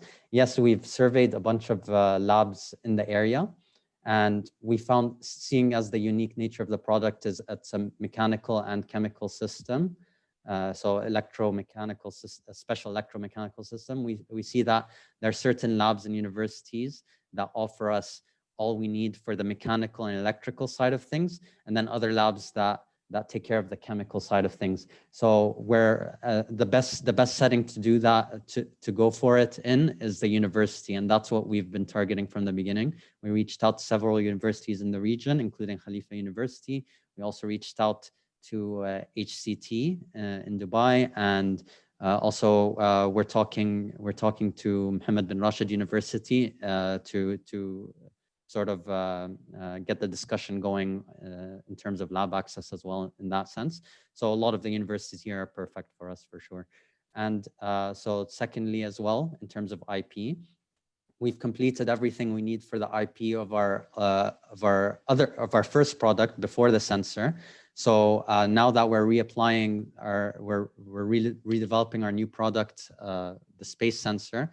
We're right now in the process of completing the patent draft, and we're just about to file the patent, and we're hoping that with the last bit of R&D and prototyping activities that we'll be able to finish the patent at the exact same in unison as well, and be able to file that. So it's just a matter of perfecting the final design to be able to file the patent. And also thirdly as well, in terms of other uses, in terms of like branching out into other industries, we see that a major application is in drones right now. And the drone industry has been booming, just like the satellite and CubeSat industry in the past few years. And so especially with drones, they have a huge demand for these types of inertial measurement unit sensors, and they experience pretty much the same challenges as a satellite would, which is interference, proximity with other devices that cause the interference, and also it's very software dependent. So we have a lot of these challenges that we're trying to solve for space. We're seeing that a huge application is in the drone industry to try and further the commercialization of that technology as well. So and that's one of the spin-off cases, and it's certainly the one we're targeting in the long run for sure. Thank you. If there are any questions as well, anymore. Yeah. Thank you, Zaid. We can allow one more question from the jury. So thank you very much, Zaid. Very, very effective presentation. My question is around, you have got an opportunity to connect with a lot of partners and a lot of clients and potential customers as well. What's the top feedback, top three feedback that you have received, that you have tried to actually look at, involving that internally inside your startup, be it product or business? Just give us some thoughts around that. Right. So the first feedback that we've gotten is praise in terms of the connections we've built. So seeing as before the program and right now during the final stages of the program, the amount of connections we've built, the amount of networking we've done, and it's just tremendous. We've gone from a small startup to still a small startup, but with many people, and people are the key aspect of every single startup. And so that's firstly, we've gotten feedback on the connections we've gained. And secondly as well, we've gotten excellent technological advice from members of the UAE Space Agency and also from Krypto Labs in terms of the technical aspects, the challenges that we'd be facing when implementing the sensor in terms of testing and validation as well. So for example, like the heating mechanism to make sure that the liquids that we're using operate at their optimal temperature when we take it out in space because of the temperature difference and the pressure difference for the shell. So technologically, that's been amazing as well. And thirdly, in terms of presentation, so we've gotten, so the best piece of advice I remember as well is to be sure of explaining to potential investors the technological readiness of the sensor, and that's something we've been trying to finalize right now, because the technology readiness scale has many different interpretations. So in the finalization of our prototype, we're looking to make sure that we apply the advice of making it clear how ready we are, what stage we're in, and what the funding goes towards. And these aspects have been very, very helpful. And I believe going forward, they're going to make a huge difference in the presentation and success of the startup. Thank you, Zaid. Thank you. Thank you. Thank you, Zaid. Now I would like to invite Sarsat Arabia, co-founded by Ahmed Al-Zubairi and Amr Al-Amoudi. Please, Ahmed, the mic is yours. Thank you so much, Hamda. Welcome, everybody. Allow me to share my screen.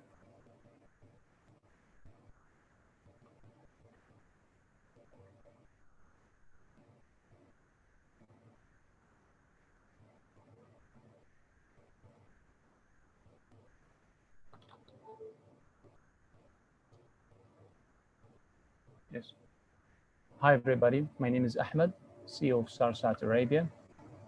So there is a growing need of continuous satellite imagery to improve decisions in many sectors: security and defense, oil and gas, vessel tracking, and many other sectors. And what we do in Sarsat, we design and build a small SAR satellite. SAR stands for Synthetic Aperture Radar. And this unique instrument is solving an important problem. Earth is covered by clouds most of the time, and SAR has the ability to see through clouds and during nighttime. And SAR, it's not that extremely unique, innovative, but what makes it unique is to make it cheap and small, that can allow us to launch multiple of those to form a constellation. This is how it looks like a 16 satellite cover the whole globe. And with, by having this constellation, it allows us to fly over any location of your choice within 4 hours from the moment you give us a call. And then we can fly over the same location every single 4 hours. After that, so we can take a picture. For example, this is a demonstration for the Arabian Peninsula. With 24 hours, we can take 6 pictures for a single location that we can, for example, now observe and observe the Arabian Peninsula and make the surveillance for the critical assets, the pipelines, borders, coastal lines, and also day or night, sunny or cloudy. So why it's now? There is a growing need for data-driven decisions, especially in the MENA region, because it's a hot zone. And the access to space is getting more affordable. The commercial space rocket companies make it easier to reach space, especially the low Earth orbit. And also the electronics are getting powerful and cost efficient. So that's what drives the market, that make it a big sector. Now, space sector is booming. It's estimated to reach $1 trillion US dollar. And the Earth observation market, it's estimated to reach 28 billion. And for the SAR data, it's estimated to reach 7 billion. And 30% of that, it's in MENA region. And our mission is to capture as much as possible of that 30% and expand to the rest of the world. So this is very clear that UAE Space Agency stated that in Earth observation through small satellite constellations, and also the national plan for Saudi Arabia of the space sector. So what makes us unique? We believe in 3 points that makes us unique. We have a better MENA engagement because we are based in UAE and Saudi, and we believe we can understand the customer as we are clearly close to their culture, and we understand that this is a critical data and they wanted to have it locally. And the second thing, which we can offer the competitive price because we can launch from the time zero without having to establish a ground station. We can lease them from, like, for example, Amazon Web Service. And also Mohammed bin Rashid Space Center can help us to design and develop the first demo mission. And also, since we are working the expand constellation, it allows us to capture high resolution and also temporal high resolution, temporal resolution. So the roadmap of this, by the end of 2022, we are aiming to launch the demo mission. We call it Arabia I1. And meanwhile, we achieved a good milestone of launching the MVP and test through airborne platform. So this is our MVP that we developed with the help of our tech advisors. This is a SAR instrument. We took it and put it in the airplane, light aircraft, and we captured a good SAR images. In terms of business, we need to enter the market and understand their requirements. And with that, it helps us to improve our MVP along the way. We've conducted a good meeting with Musanada and Adafsa, and also there is 2 in the pipeline and much more in the pipeline that I cannot now reveal or disclose. So the partners that we are grateful to is UAE Space Agency. We are grateful to them, very supportive to our startup. And also we have secured a pre-seed grant from KAUST that allows us to improve that MVP and also improving that MVP to make it more compact, more high power in order to give us high altitude. And also with PST-SARC, our technical advisors for helping us with post-processing of the radar signals, and also with Reorbit, helping us with the bus development, beta sensing, surge satellite. We believe that our team's skill set is a good start. I myself completing my PhD in GNC code of spacecraft. Also my CTO of work of STTL before, and also 2 Ali and Hamid.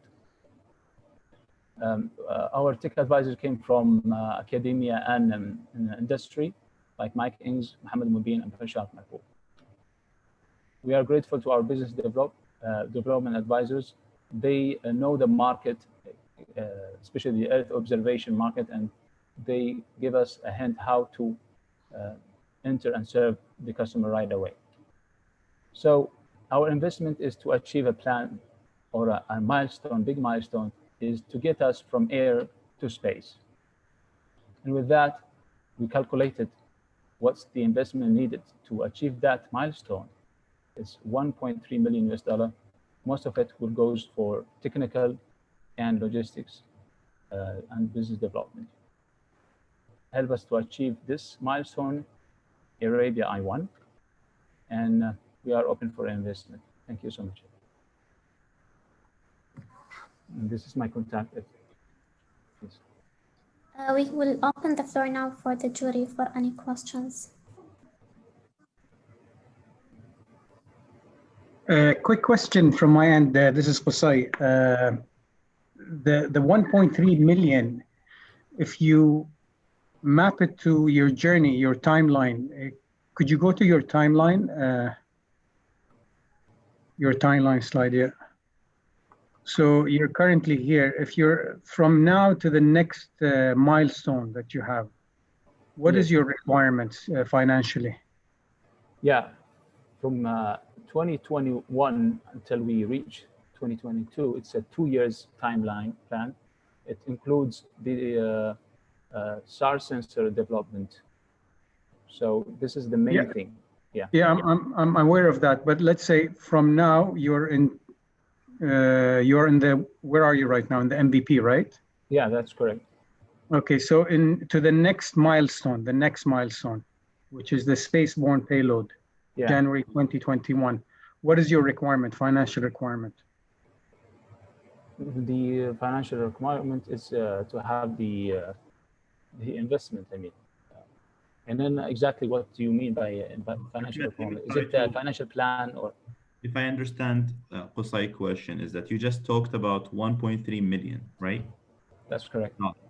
So our understanding is this 1.3 million is to take you all the way from the airborne MPV to all the way to launching Arabia I-1, December 2022, right? Yeah. 1.3 covers all of this. What Qusay is asking is that if we break it a little bit even more, so rather than looking for the 1.3 at once, can we look at the next milestone and how much you need as a major milestone before reaching to launch Arabia? So let's say, for example, your next milestone is spaceborne payload, for example.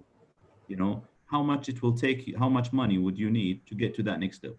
Yes, this is great. So to make it ready without the launch cost, it will cost us 600,000. So that takes us all the way to the TNI, right? Yes, that's correct, TNI. And also, if we want to break it more to achieve only the payload, we can do it with 300,000. Okay. 300,000, yes. Was that your question, Qusay? Yeah, spot on. And the reason why I'm asking this is, so that you don't scare the investors. Yes, I agree with you. So we have this fundraise plan. I wouldn't need the 1.3. Instead, I would like to get, let's say, 300,000 to reach my next milestone. If that is achieved, then you can disperse or you can support me with the next milestone, which is, let's say, 200,000 and so on and so forth. I think this makes it a bit more easier, I think, to convince investors, potential investors.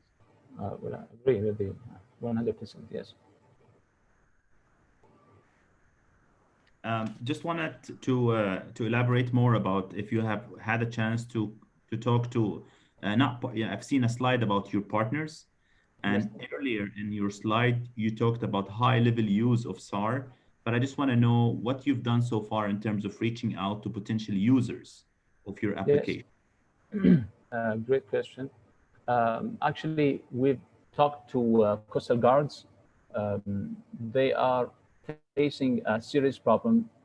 Really, they used to make the surveillance in the long west coast of Saudi Arabia, and they are using it via land systems, radar land systems.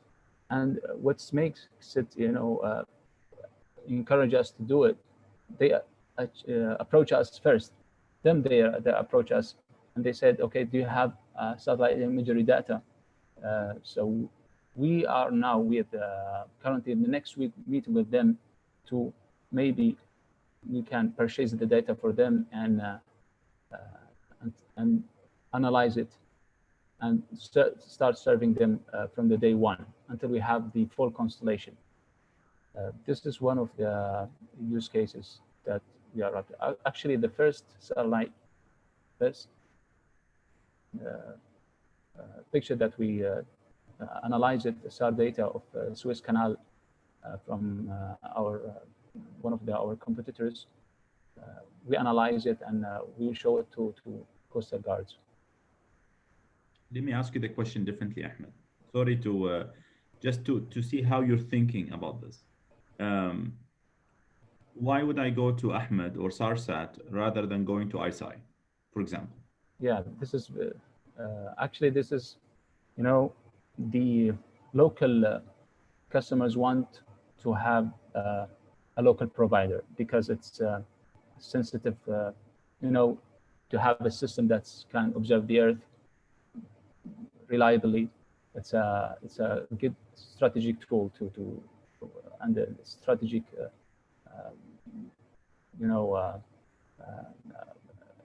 device that can observe the Earth anywhere, anytime. And with this, there is an example of sanction happened to one of the DoD entities in Saudi because of something, and they are trying to make it to have a local provider. And without the local provider, they cannot, rely on sustainable foreign provider for that reason. And we believe that will make us different. Just a quick question there, Ahmed, as well. So, when it comes to SAR, it's very interesting. One is the actual satellite production, the payload production, launching, operating the satellite. And then you have the downstream aspect of the actual data and the analysis and everything else that comes to it. Where do you guys see yourselves focusing? All of that? Because it is a lot. That's a great question, actually. We think about multiple options of asking a satellite manufacturer to do it for us, but it's very, very quite high.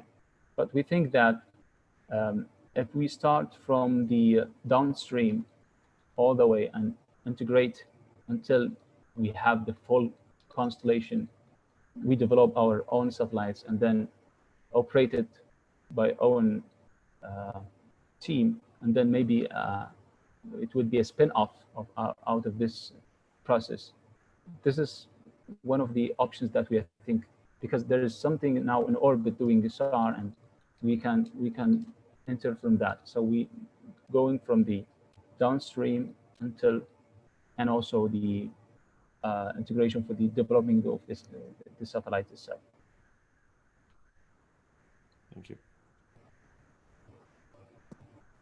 Thank you so much, Ahmed. For the sake of time, I would kindly ask the next startup pitches to take about 5 minutes to present their pitches. So now I would like to welcome Mr. Hamad Al-Taneji, the founder of N-Sky Green Tech. And you can start. Assalamu alaikum wa rahmatullahi wa barakatuh. Hello, everybody. Let me share the screen first.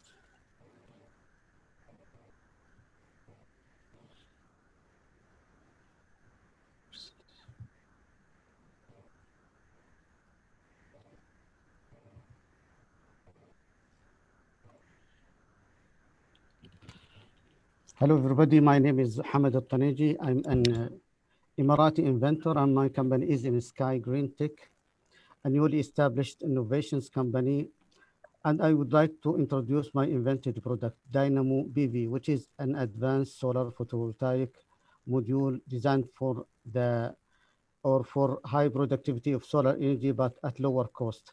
Therefore, it will be a market changer and the design for the next generation of PV modules for terrestrial and space application.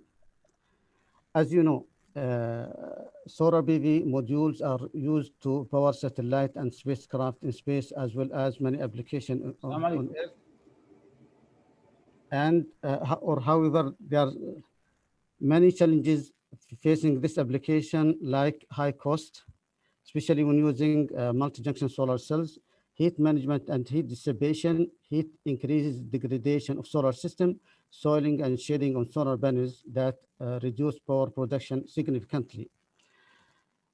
Dynamo PV can provide a real solution to overcome these challenges by providing the following features. First, light trapping feature. Created by placing corrugated reflective strips within the PV module that reflects sunlight with an angle more than critical angle to make it reflective back on the adjacent solar cells. And with this picture, we can see how light is trapped inside glass panel. Same concept like fiber optic cables. And within this animation, we can see the process how it's going on inside the PV module when the corrugated reflective strips is placed between solar cells to reflect light equally to the right and to the left to adjacent solar cells, so they will increase their power production accordingly. By doing this, we can reduce the number of solar cells up to 50% and hence reduce the overall cost up to 40%, especially when using multi-junction solar cells. At the same time, we are going to improve the thermal and mechanical properties of the PV module. The second feature is the dynamic response feature, which is created by an innovative cells connection architecture that makes the PV module self-adaptive against internal and external impacts like internal defects, soiling and shading. And also it will make it work effectively in case of diffuse light or reflected light from ground. This would result in an increase in energy yield 20 to 30% more. The third feature, passive heat management and dissipation system that will reduce operating temperature, power losses, degradation, and increase lifetime and the presence of spacecraft in space. The target market and market size. Since the invented PV module can work as conventional PV module applications and can compete with price and performance as described earlier, so it will share the same market, which is accounted for 120 billion US dollar in 2019 with cultivated annual growth rate 4 to 5%. And also it will fit best with the emerging market, like solar system for space applications, satellite and spacecraft, solar system for electric vehicles and drones, and as building material that produce solar energy. The readiness for mass production. Prototype is made, tested, and innovative feature approved. Offer for production line is received. Invention is under patenting process in many countries. And here we can see a full-scale prototype. And by the way, this sample is designed or customized to be used as building material for glass envelope to permit light and produce solar energy and to be used either on Earth or maybe other planet. For example, to be used as a roof for greenhouses. And this is an overview for the proposed production line, which is much similar to the modern conventional PV module production line, with an exception that it will require a special stringer machine. And this is my journey. I started my journey in 2010 by identifying the human needs and how to provide them from renewable resources. And since then, I started to develop one invention or one achievement per year. And after 10 years, I accomplished what's called comprehensive solution for solar energy production, which includes 4 inventions on the PV module design level and around 4 inventions at larger solar system level. And in 2020, it was the year for appreciation and commercialization. I received international awards, one from TIP Summit in Abu Dhabi and one from the International Innovation for Families from Kuwait. And also I won a 3-month incubation program, and with the support of Uae Space Agency and Krypto Labs, thanks a lot for them, we managed to establishing a new company in Sharjah Technology Innovation called In Sky Green Tech. Also, we are in discussion on boarding the product on satellite to be launched by the National Space Center in UAE with UAE University, and also to explore incorporation of technology within Mars 2117 initiative with Mohammed bin Rashid Space Center, and also to explore producing the technology in the country with collaboration with Strata, also to have academic collaboration with Sharjah University for technology evaluation and publishing scientific paper. The next steps is to raise funding of 2.8 million US dollar for the following: 50% for the production line, 10% for making, testing, and certification of products, 10% for pilot to project as an applied showcase, 30% as working capital to start doing business and do marketing.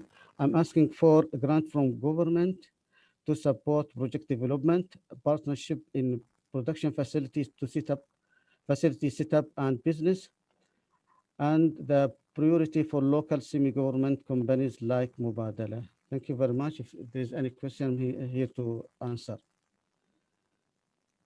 Ahmed, again, congratulations, honestly, for for your pitch.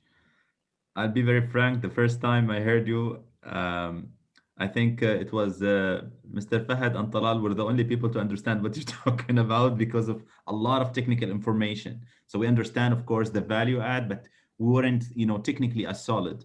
And the presentation was advanced in terms of technicalities. And some of us were disadvantaged because of that. But then later on, as we see and through the process here, your pitch makes it very easy to understand and really to associate and potentially even find opportunities. Now, you asked about if there was a clarification.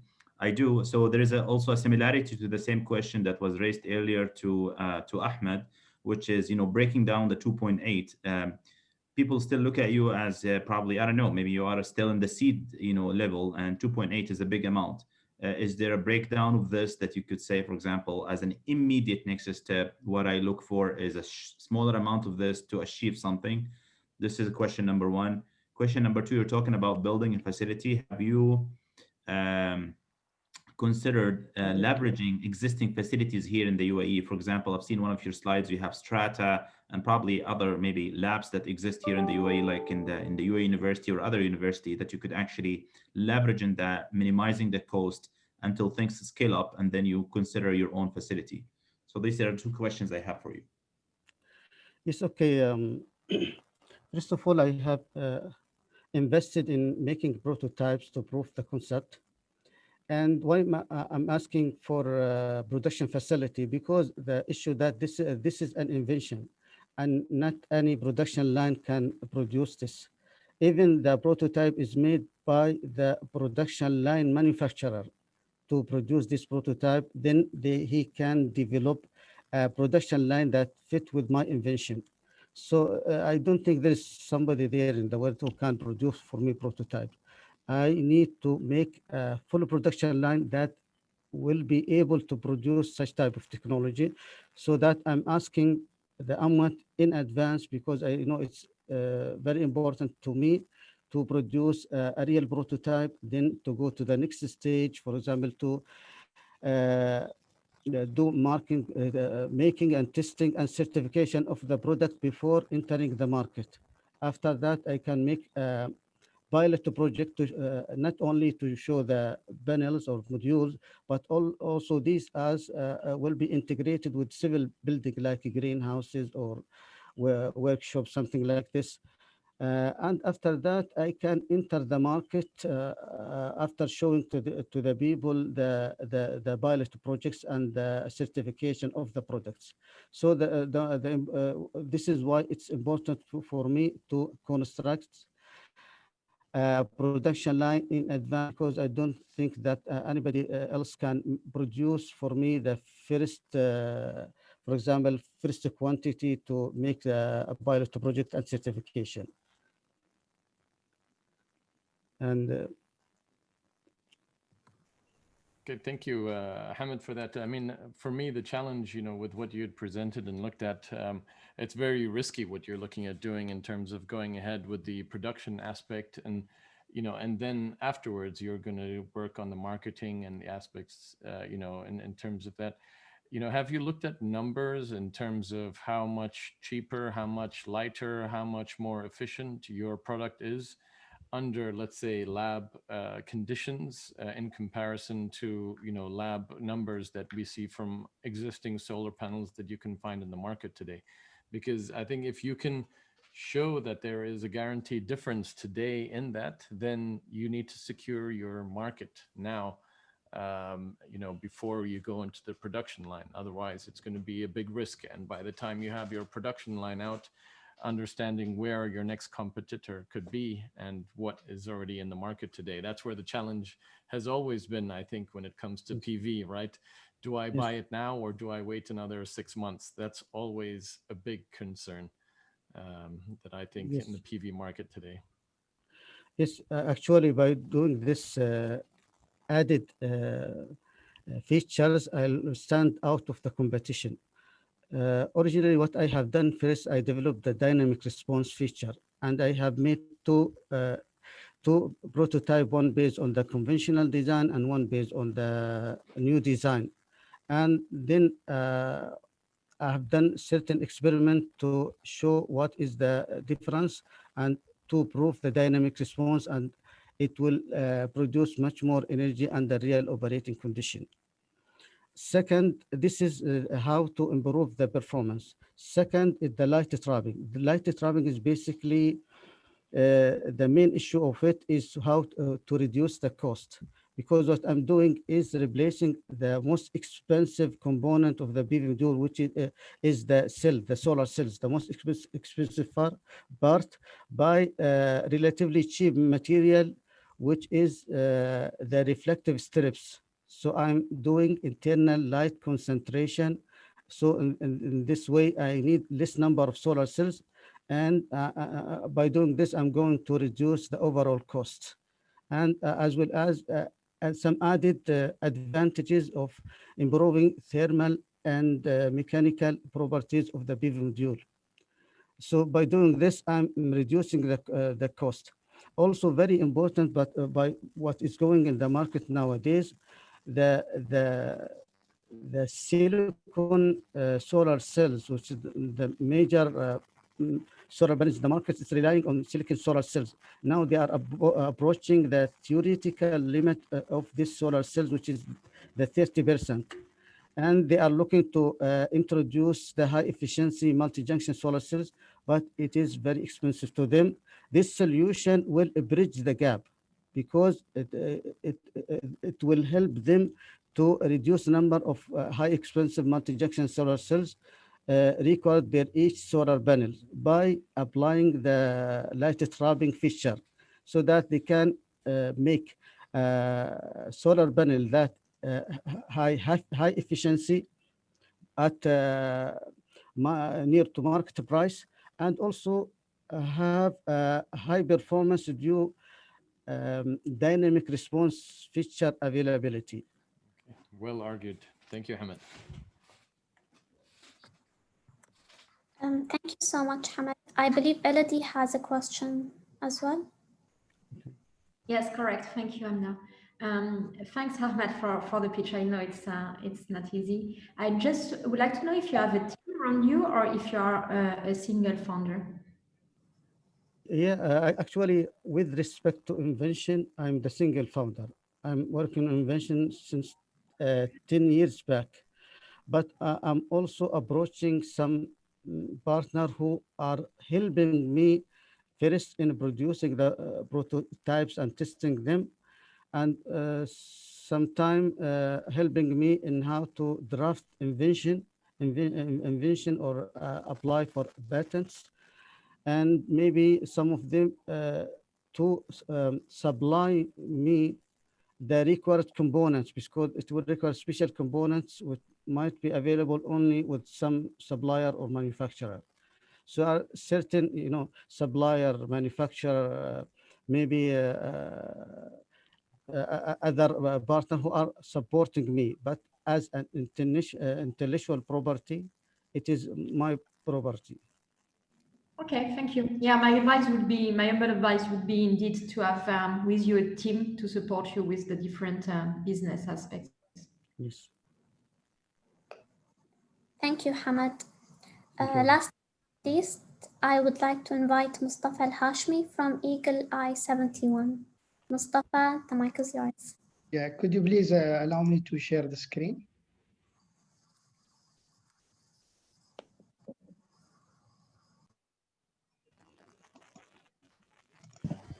Hamad, please stop sharing your screen. Okay. Okay.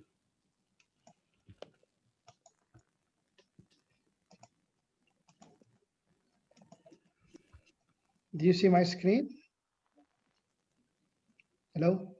Can you see my screen, Hanan? Yes, go ahead. Yeah, Bismillah ar-Rahman ar-Rahim. We enable organizations with the insight from satellite imagery. My name is Mustafa Al-Hashimi. I'm the founder of Eagle Eye. The maturity of the remote sensing data with the artificial intelligence and cloud-based computation is very high. This provides the opportunity to get insight, and this is what we do. We get the insight, the analysis, the understanding through our experience of the team and deploying applications oriented to use case to the government entities to give them understanding and insight to increase the usage, which is the main objective of the return on investment of the government putting this. We look at the use case, then we select the right image, we get the model, we'll be working with the universities, the clients' use cases, we'll get them with the investors and partners, relying on the back-end cloud computing services, because this our customers, municipalities, local authorities working in the cities, and the ministries working over the country with those different strategic sectors like transportation. Those are the use cases that has been validated. The agriculture as vegetation, health, and transportation, solving the sand dune problem, the marine, the oil spills, as well as the progress monitoring of the development. Municipalities want to update the base map, as well as the environmental from the power generation.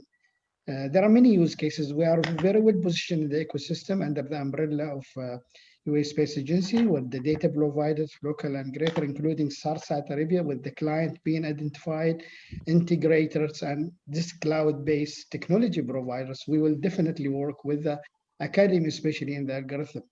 So our methodology is get the image according to the use case, get it ready, deploy the AI, extract the features, building or cars.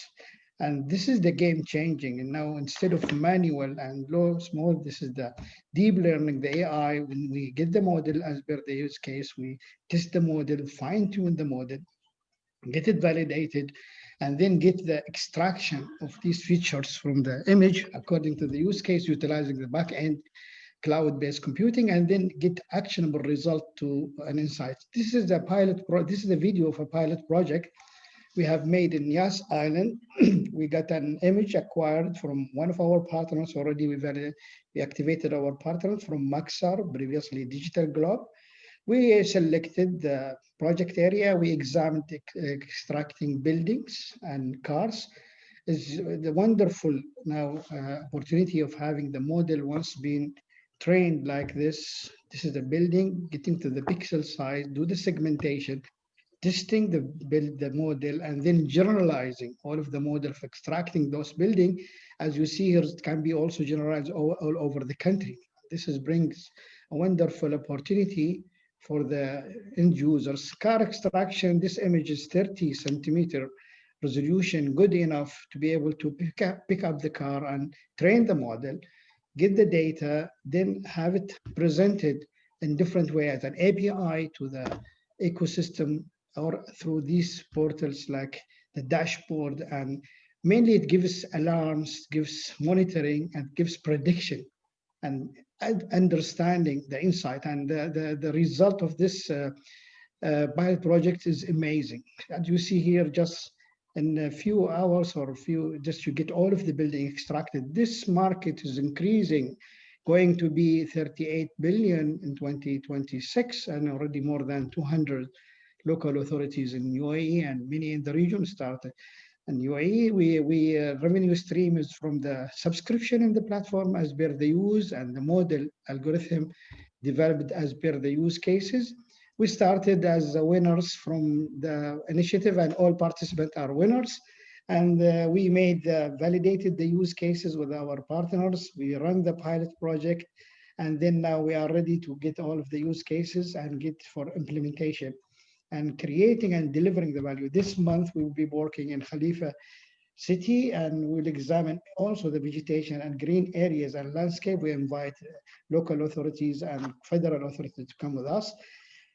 We have the team who has a long experience. Me and Marcin combined more than 70 years of experience in the local government as solution consumers. Now we have the advantage to be solution providers, pack it up with a wonderful team, part-time in AI and different aspects. We will be positioned in the ecosystem with a partnership. We have the relevant experience, the domain experience.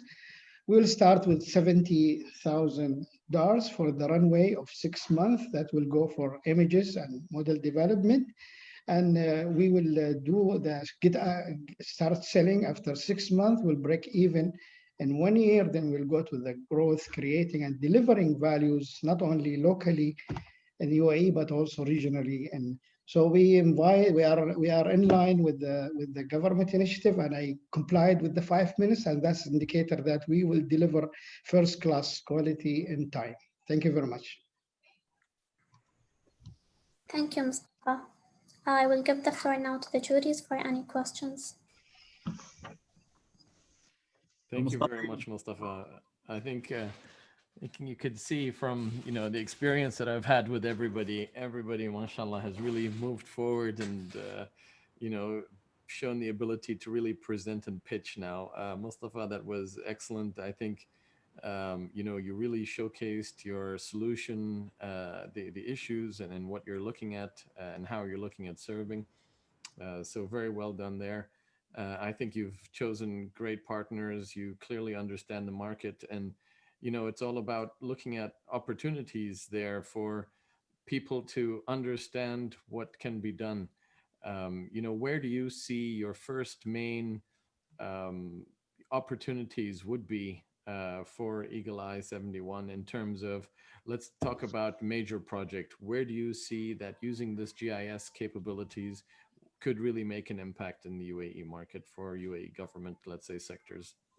Yes, we have evaluated all of the use cases. There are here examples. The most important thing, we looked at the building extraction, and mapping is important, and it's commonly used over the cities, not only for the base map update, but also for the progress monitoring, as well as for the law enforcement of understanding the construction permits and some kind of, looking at the planning extension, as UAE is very fast growing and the model is generalizable to other cities. And that's what we have started to, think. This is the use case, and we already verified this use case with the end users, especially from the municipalities and from the construction, the companies like Musanad and like Mudun and Addar, who are, monitoring. They want to monitor the progress of the construction. Mustafa, thank you very much. This is Qusay. Impressive pitch, بصراحة. I have a big smile on my face. MashaAllah, you went a long way. Why I have to commend Fahad and Nasser from the early stages of this program. They have believed in you, and actually they have put their feet down and wanted you to continue into the program. Congratulations, and I think you'll go a long way. There's definitely an opportunity. You're exploiting an opportunity, and we look forward to your achievements, your future achievements, inshallah. We are delighted to be part of this mission with all our partners, especially with the academy, as I emphasize, working with the capacity building. I will add here a little bit of wonderful value delivery that we graduated 2 batches from the Higher College of Technology. They spent 8 weeks, and the good news that in January now we are accommodating 5 application development graduates from the Higher College of Technology, and we let them everyone can take 1 use case to look at that model and algorithm.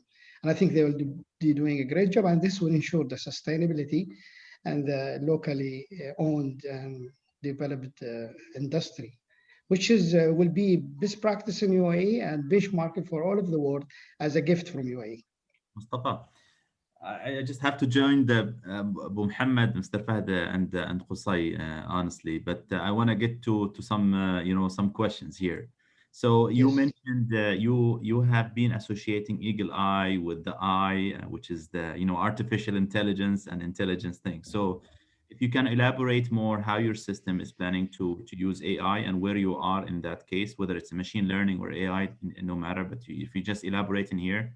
And second, data, GIS data, and providing such information. There is a lot of competition, regionally and globally.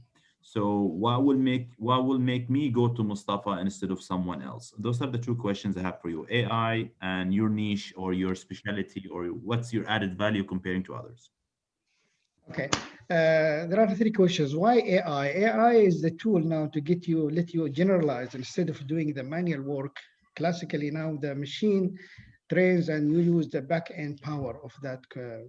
Then you get the extraction generalized to big areas. And this is the data suppliers are many, but we have to select that image or that remote sensing data for that use case. And this is the advantage that we have, is we have the relevant experience, and we have the local experience, and we have the connections, and that makes us unique. Like you have the data like the road, and the technology like the car, and where it can be used with different cars. What is the user, the consumer understanding, the return on investment by value creation and value delivery to exactly fit with the user needs. And this is what we have the advantage of having that with fully owned UAE made product and services.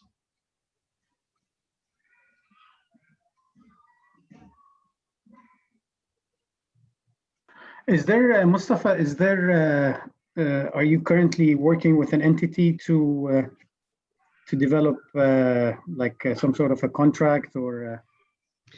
Yeah, we already now we have three main meetings with MPRC, Mohammed bin Rashid Space Center, as already they are in the last 7 years providing the data, and recently announced to have a new satellite, which is Mohammed bin Zayed satellite, that can give higher resolution. And they said over the 7 years, what that use cases that you mentioned us are coming and normal need, and now already we are coordinating with them. As Adnan said, the biggest reward for the startup, and also as even Fahad mentioned, is to get the implementation done, get that deployment, get that showcasing, and that's already now coming in the road. And we have wonderful, we have fit very well as a building block within the framework and the innovation ecosystem to serve that customer, but after understanding exactly where are their pain point and value creation, what are their priorities, those use cases will be evaluated and prioritized based on the impact first. Second is the readiness of the technology and the data, and also the readiness of the organization. And this is the advantage that we have. Thank you, Mustafa. Mustafa, we have seen you as a serial entrepreneur. So in your team pitch, we don't see that you have put that self. You also have a startup on indoor navigation, and mashallah, you have the background of Abu Dhabi municipality, years of experience. So I think there is a lot that you bring into this idea. I have two questions. One is an extension of what Mr. Nasir asked as well. First question, you talk about extraction. So I want to know, how accurate is your algorithm? Is it like 80%, 90%? What is the accuracy around that? The second question, which is an extension of what Mr. Nasir asked, who is your closest competitor in the UAE? Maybe it's a foreign player, but who is it? Okay, so first of all, according to the accuracy of the model, is the more high resolution you have the image according to the use case, the accuracy that you will get, and the more you train the model, more that's the accuracy, and how the image is clear, and how it's not, they call it perpendicular to the use case. For example, that building, there are a lot of open source models and algorithm with the advance of this, but sometimes we need to fine tune this model, because the building was in Europe perhaps is different than the type of building in Abu Dhabi here or in Dubai. But with the understanding, with the experience, we just calibrate and fine tune the model. Regarding the competitors who are here, I think they are very few, and most of them are from outside the country, which is they are most welcome to have the combined, but being fully locally UAE owned and with the understanding, I think we are now putting the foundation to have that combination between UAE local capacity with integrated with the international experience. Thank you, Mustafa. Thank you so much, Mustafa. And thank you all for your pitches. So now we will give a couple of minutes to the jury to decide the winner of the graduation and pitch day, which will have the opportunity to participate in the Global Space Congress 2021.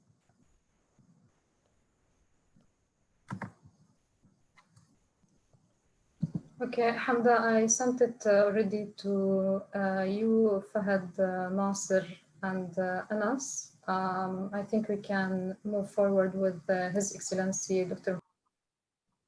The final word to wrap up. Perfect. So Sorry, Hanan, just to understand the sequence. I'm sorry, Hamda. So have you received the final score yet?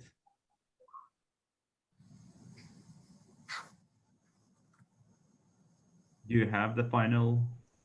Yes, I sent it to you. Okay.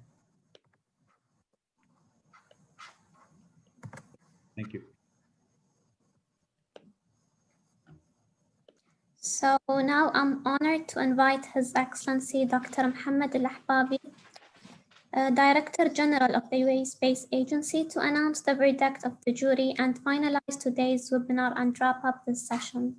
Dr. Your Excellency, the mic is yours. شكرا حمدة. السلام عليكم ورحمة الله وبركاته. مساكم الله بالخير يعني. It's a pleasure to be here, and actually I was trying to log in at the beginning of the session, but due to a technical I could not. But I'm sure Abu Muhammad with team يعني delivered a good opening remark. In fact, I was lucky also to join, because now I had the opportunity to listen and also to know at least, you know, from Ahmed and Hamad and also from Mustafa. I could not you know, attend, you know, the first one. So 3 of these initiatives, actually it's a great for us, you know, to see this culture of startups and interest in space domain by local and regional you know, entrepreneurs, if I can say this. With my team, I get, you know, a regular update about this initiative. I think it's great. It reflects, you know, our interest as a space agency to promote space economy and also to have real space contribution to our national economy. But also to make UAE as a hub, regional hub for space startups, space economy, space knowledge. Alhamdulillah, yani we have achieved yani significant milestones in our space program when it comes to space exploration. Human space flight, Hazza Al-Mansouri went to the International Space Station. Space exploration, you know, we launched the Mars mission. More to come when it comes to satellites. We have more remote sensing satellite. Mustafa mentioned MBZ, new satellite. Also Rashid to the moon. But it's not all about, you know, space exploration. It's also about, you know, sustainability and how space can help people in UAE and in the region in different means, either aspiration or provide opportunities to establish sustainable, you know, businesses.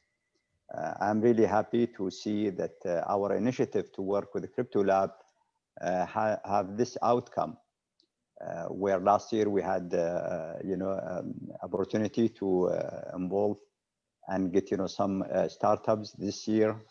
And also we are looking forward to continue this initiative. I also would like to highlight that in the space agency now we are evolving with this new era in the light of COVID-19 and also the trend that is in the world, that we are focusing more now on space economy and how to enable and facilitate you know, the startup companies and businesses in UAE, and we'll be inshallah yani with you and also with others as well. I cannot you know, judge, but I'm sure, you know, the jury, and I would like also to thank them. I have seen here Umar Mahmoud is a good friend and من المحاربين، وكذلك أيضا أنس وناصر وفهد والآخرين، يعني ما يحضرني من كل الأسماء. But really great for this teamwork, either from the jury that they are, it's a constructive jury, it's a provide guidance rather than critics.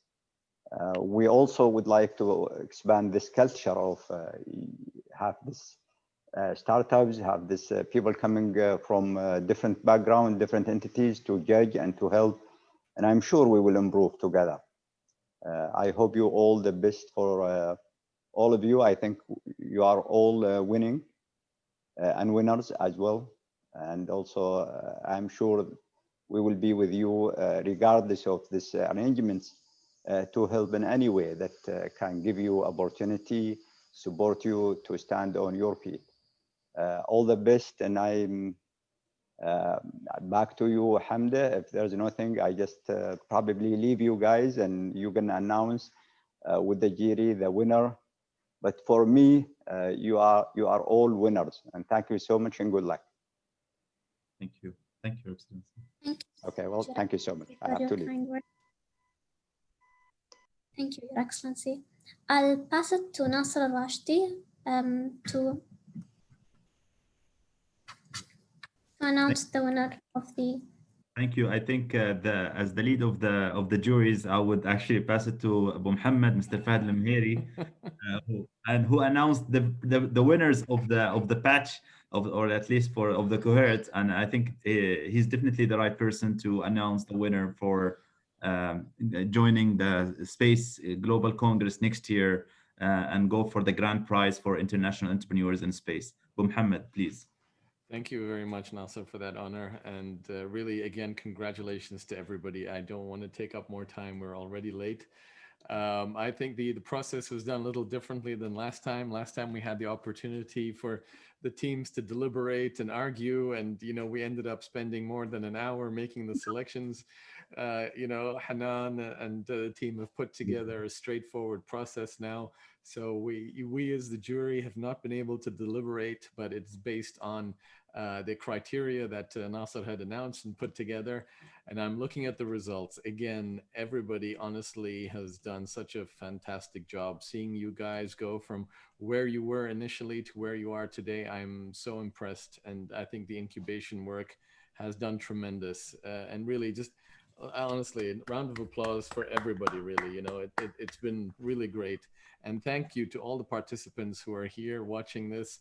And remember, this is just the first round of such a competition, and we really want you guys to understand not just because the competition winners are announced, that's it. We're not caring about anybody else and we're not focusing on anybody else. That is not the case. We are going to be focusing on every single one of these people and still supporting them as much as we can to drive aspects through. But the winner here is going through as an opportunity really to go and present themselves internationally as part of something that's coming out of the UAE for the UAE. And honestly, the results are like looking at the US election numbers right now, where things are just 1 or 2 percentage points away from each other. It's like I'm looking at different electoral votes right now and just how tight everything was. But it was, the winner actually won by just under 2% points. And the next one after that was 1% point away. And the one after that was a 2% point away. So that shows you how close this competition really was.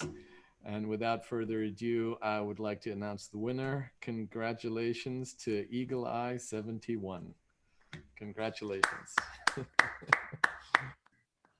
I think you did a tremendous job there, Mustafa, in presenting. I like the finishing motto and the team that you have and the progress that you guys have made and the pilot, that you guys have already been going.